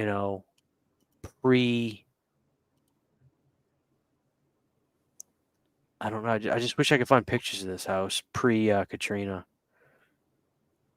But yeah, it's not selling. It's. I don't think anybody's lived in it since we did. That area has just never really recovered. It was so bad that I think people. See, this is a lie. It says, it says built in 2002. Why would it say that? My parents bought the house in 1989. I know sometimes those listings are inaccurate. Yeah, my parents bought it in 89, for God's sakes. Yeah, I don't get that.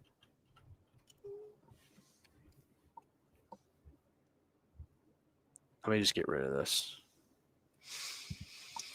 Tabata, I've been watching your videos a lot lately. I love your narration. See Thank you. yourself, you guys. God bless. Thank you, dude. Appreciate it. I am not in the Illuminati.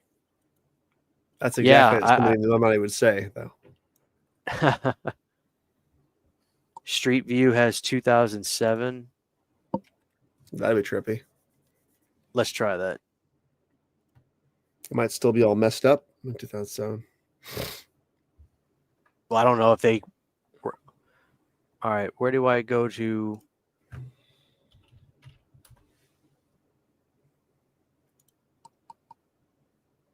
All right, Brandon, here we go.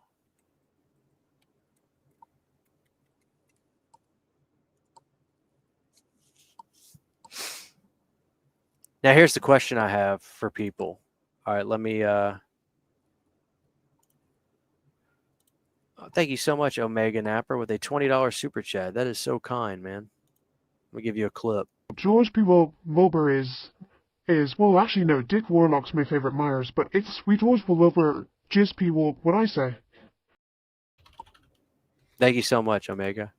All right, so hold on, Brent. I need your help with this. All right. Because people are telling me you can do dates or eras. By 2007, the house should still be blue. So here, let me screen share, and then you can help me. Are you on Street View? Yeah. All right. So here it is, 4405. People are saying I can do a date. Yeah, there should be a button somewhere. It's like way back or something somewhere on the screen. I can't see what you're looking at. Let's see. Oh, hold on. See older dates. Let me check the comments. They'll probably tell me. So here, drag Very drag nice. the peg onto the map, and then click the See More Dates button or the clock icon that appears.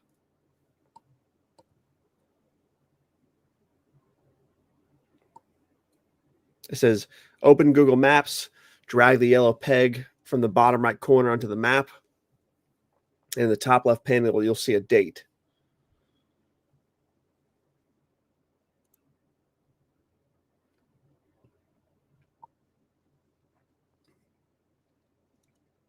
What year's that? November. Oh, see more dates. Oh my God, shit. 2007. Oh, see, even this date's kind of like too new because they had 2 years later. started to. It looks nicer than I expected, though. I figured it would still be like. It still looks kind of rough, though. Look, just look how. Well, look how deserted it still is. Like no one's there really. Like I see a couple cars. That's it.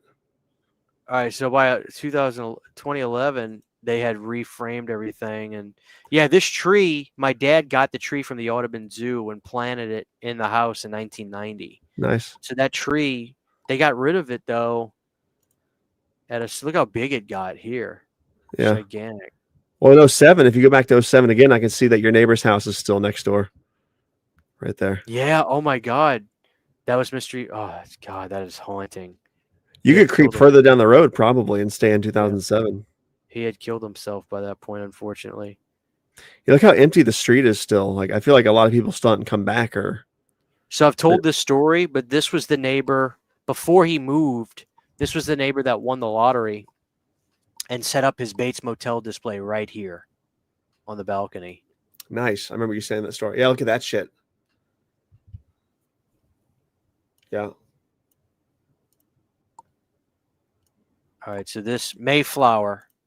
Dude, that's like a zombie apocalypse down there. Let me find Bobby's house. You're in 18 again. That's fine. This right here. Hold on. You can jump back to 07 if you go. Pick where you're going to be. In right there. That's Bobby Mayfield's house.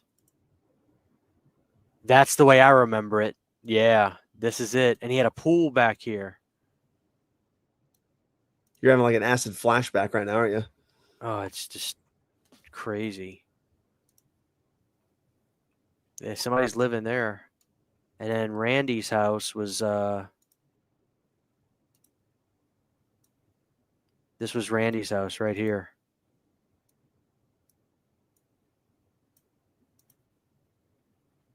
Yep, that was Randy's house. We used to hang. That was his bedroom right there. I would look up I want to look up my parents' house, but I'm not going to do it here on the live stream because they still live there. I'm not going to pull up their address on live, but God, dude, look at this. Brandon, look how haunting this is. That's what I'm talking about. You see that? All that shit on the doors? Yeah. My God, man. See, 07, you could tell it was still kind of a war zone. Just 2 years later still. This is so trippy. Yeah, that was it though. God almighty, man. That was it. That's mystery. It's Brandon, look, it's gone. Yep. Like it was never there. That's see, it feels good to share this story though, because it kind of validates everything I'm saying to people. This was Mystery Meal's house. That was Jerry's house. Look how this one I told you, like I said, Jerry's house was the smallest out of anyone's in the neighborhood. But they still like their roof was flat enough. So that's why if people ask why didn't they swim to another roof, it's because they would have had to waited longer to get up to it. But that's where they were. They sat right here. And the funny thing is, they were still probably in water because the water got to about right there. Mm-hmm. So it got right to the top. So they were sitting, their feet and their butt were in water still. So Brandon, that's the thing to think about. This entire house was underwater. Mm-hmm. This whole thing. This whole house was just underwater. That's what's so devastating about this. That was a Chinese family that lived right there. They were really nice. They were so cool. Wow. And it's so funny, but look how sad the grass looks though. It's like the grass never recovered. Oh yeah. See how sad it, like you can still see the remnants and the fear and look at the sky. It's like devastating looking. Like it's like it never really recovered. But this is what I'm talking about, Brandon. Look, it's still, look at the area. It really hasn't come back. Like there's people are living in these homes, but Not all of them. Like my house has never, nobody has lived in my house since my family. Nobody. Oh, God. I'm just emotionally taxed.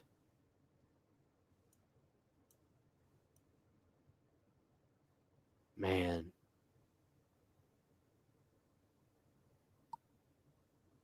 I don't know. Part of me wants to go back and visit just to see it again, but.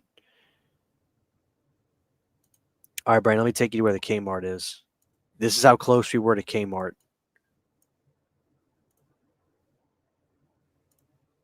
We leave the subdivision. This is the main road to get out the subdivision. We're leaving the subdivision. Get to the red light right here. There's the Mickey D's. This is where Blockbuster used to be. Oh, it's a Tractor Supply. This is where Kmart used to be. I mean, it looks like that photo, doesn't it? That's what I'm saying. This was Kmart. It was a whole, Brandon. Oh my God. Brandon, it was a whole strip that connected. It was Kmart, Sears, CC's Pizza, Save-A Center, Walgreens. It was a whole shopping strip right here. That's Hannon High School, where I was going to go to school. Oh my God, this is. Actually, hold on. Let's see if we can go back to 2007. Right? Yeah. You might have to go to the main road. Let me back up a little bit. The Mickey D's was always there.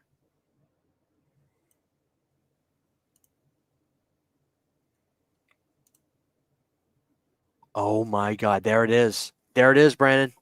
Gnarly. That's what I'm talking about. This was it. You're back. You're out of 07 again, I think. It took you back out. I know. I was trying to get closer so I could see. You probably can't. They probably only took pictures from the road that angle. I'll show you how close I live to my grandma. The ones that are still alive on my mom's side. We'd go down this road. This is the retirement homes where Mama Adele lived. She passed away in 2003. We go right down this road.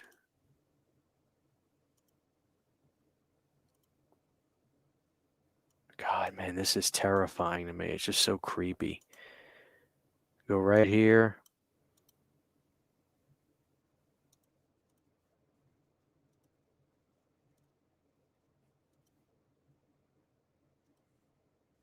It wasn't far from this point. Now we're about to be in Chalmette.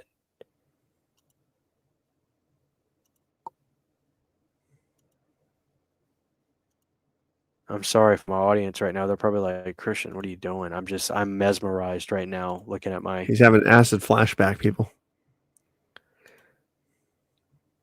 I'd call my grandma and just ask her what her address is, but I don't remember it. That's the refinery, Brandon. Now, here's a fun fact about the refinery. I was going to get a job there. I planned on it because I didn't want to go to college.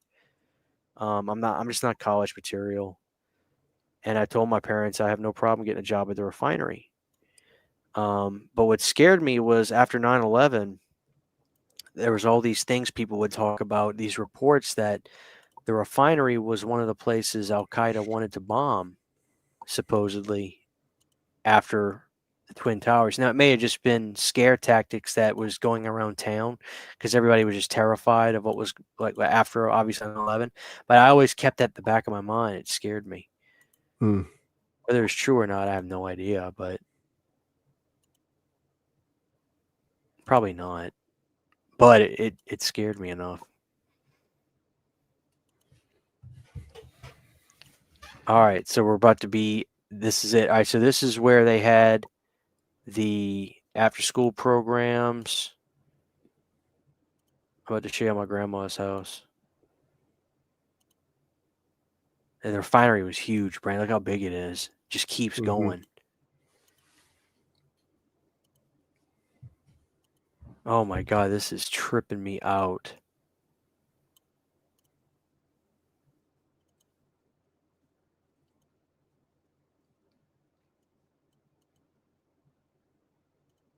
Almost there. There's the church. Yep. First Baptist.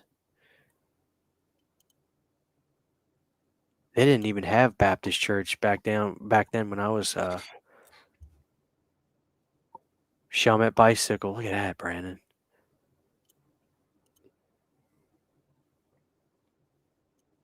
Oh my God.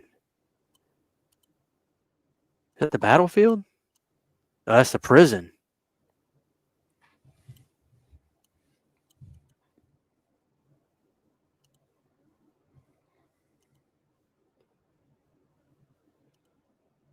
My God. There's nothing. Look at it, Brandon. Like there's nothing there. Rocky. Oh my God. I used to eat here all the time. Well, it's still there. That's the way I knew it, Brandon. Look at that. There's 2007 people were eating there. Yep.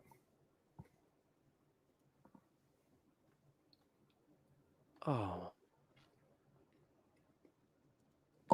Bloody disgusting 1 hour ago. Just reported 824. That's tomorrow's video for me, guys. I'm sorry, guys, for boring y'all with this. Just indulge me. I want to show Brandon where my grandma lived. Rocky and Carlos. Holy shit. Let me do 2007 because I'll remember more of it. Capital One Bank. When's the last time you came back to this town? Probably 2010. It's been a long time. And then after a while, I got scared to go back just because I was scared of how I would feel. So I just never would. You should do a road trip back there and film it. Oh, man. It'd be painful. Now that you can access everything, you know what I mean? Yeah.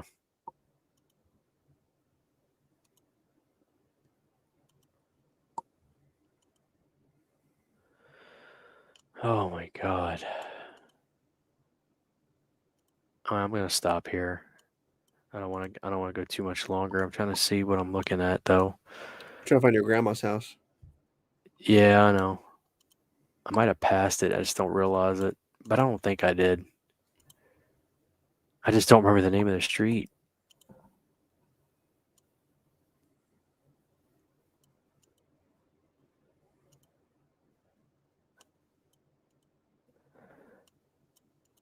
Yeah, I think I passed it. It's been too long. I don't remember. Or maybe I didn't. Palms truck stop. Yeah, I'll just stop. I have to. I'll ask my grandma what the address was because I can't remember it offhand. But A24 acquires Texas Chainsaw Massacre with strange darling director. Yeah, it's tomorrow's video. That's tomorrow's video, guys. Do me a favor. I'm sorry for. Excuse me for indulging me. We got to wrap it because Brandon's worn. I know he's tired, and I have to get to bed because I'm going out of town tomorrow with one of my buddies, and if I do not get Sydney that coffee in the morning, she will murder me. So I had a great time tonight. Brandon, thank you for indulging me, man. Next time we'll probably do another show, I'm sure, before the pumpkin carving one. But you know, I had a good time tonight. We gotta make sure you get a fun soda next time. We should just do a Chucky's Punch one or a Fanta Freak Off or whatever we want to call it. Or We'll do the Chucky's Punch for the ranking of the Child's Play movie. You want to do that next? I mean, if you want, that's up to you. Hey, that actually sounds like a good idea. Because they have the Chucky's Punch. I'm pretty sure I saw that. Oh, that's everywhere. Let's do that. Let's do that. Let's do Chucky's Punch at the end of the month. And yeah, there's enough movies in that series to make a good episode. Yeah, we'll have fun with that. I want to do your reacting to your ranking. Chucky's Punch ranking. Yeah, that'll be fun. All right, ladies and gentlemen, thank you all so much. Let me appreciate. Thank you to Omega Napper, Joe on the Run, Ethan Seidlecki, Justin Bergman's Deadhead, Mike Anderson, and of course Saturn Video for the super chats tonight. I appreciate you guys so much. Thank you for indulging me. I apologize. I'm not gonna be able to sleep tonight. I'm just gonna have nightmares thinking about Katrina, but I can imagine it is. It is what it is. We're gonna wrap it for here. Brandon, anything you want to promote tonight before we wrap up? Yeah, it's been out for a couple months, but you guys know every time of the year, this time, like August, September, October, I re-released my Halloween Deluxe fan edit. It is back on Mega. for free download in the 3 versions. I'll put the links in the description of the video after if you guys want to download them. They want to buy the Blu-ray. I'm going to have Blu-rays again soon. I need to get about 25 pre-orders in and paid for to justify me ordering another batch. So if 25 of you want to pre-order to me, we can do that. But until Where then, can they do that? Where can they do that? You got to let them know where they can do that. I guess the easiest way is for them to message me on Facebook there. I don't really have a website or anything for them to do it. There's a Facebook page, but or Instagram or TikTok, wherever you guys want to message me, we can do a quick PayPal transaction. But I got to get 25 pre-orders before I can justify, because the batches are expensive, obviously, because I'm not making them myself. But let me really quick, 1 second.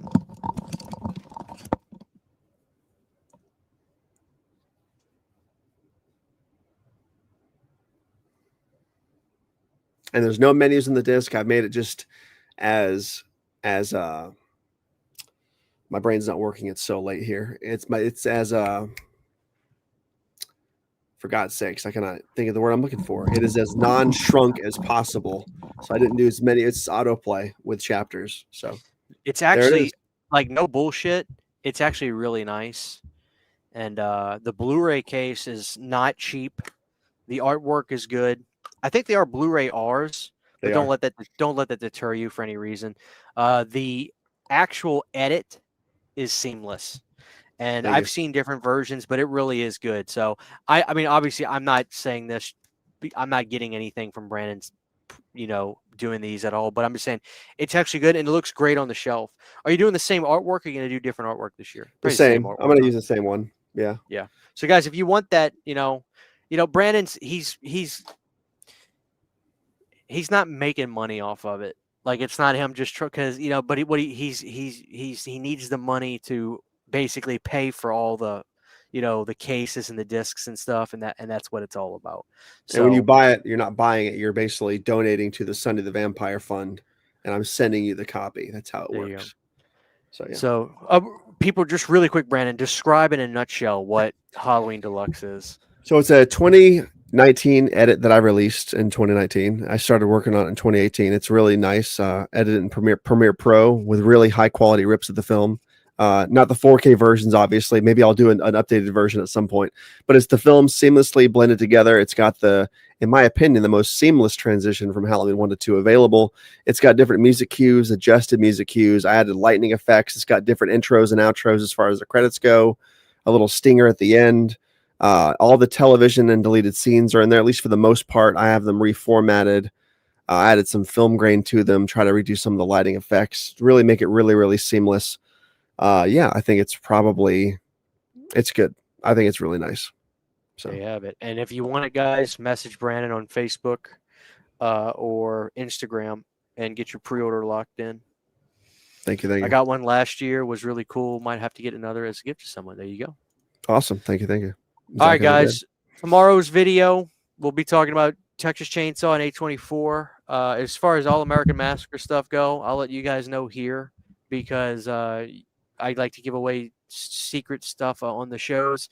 The next time I cover All American Massacre, you will be hearing William Hooper's voice. He's agreed to do an interview. So that's where that's at. I don't want to just post pictures of stuff. He gave me permission to post some pictures today, but the next time you see me talk about it on the channel, I want you guys to hear him. I want him to tell his story. There's a lot of stuff that nobody knows about. So that'll be the next time you hear about that, because I don't want to just fluff it out and just do a bunch of stuff. So, yeah, that's it for now, guys. Thank y'all for hanging out. I really appreciate it. Strong show tonight. 200 people all night for the most part. And I really appreciate it. So have a great weekend, guys. Please be safe. Enjoy your family. Don't make bad decisions. Every day could be, as we see, unfortunately, any day can be your last. Live right, do the right thing, and be safe. God bless you guys. Have a great night. No happy intro tonight since it was a serious show. We're just going to end it. But everything's good. Take care, guys. God bless y'all. Good night.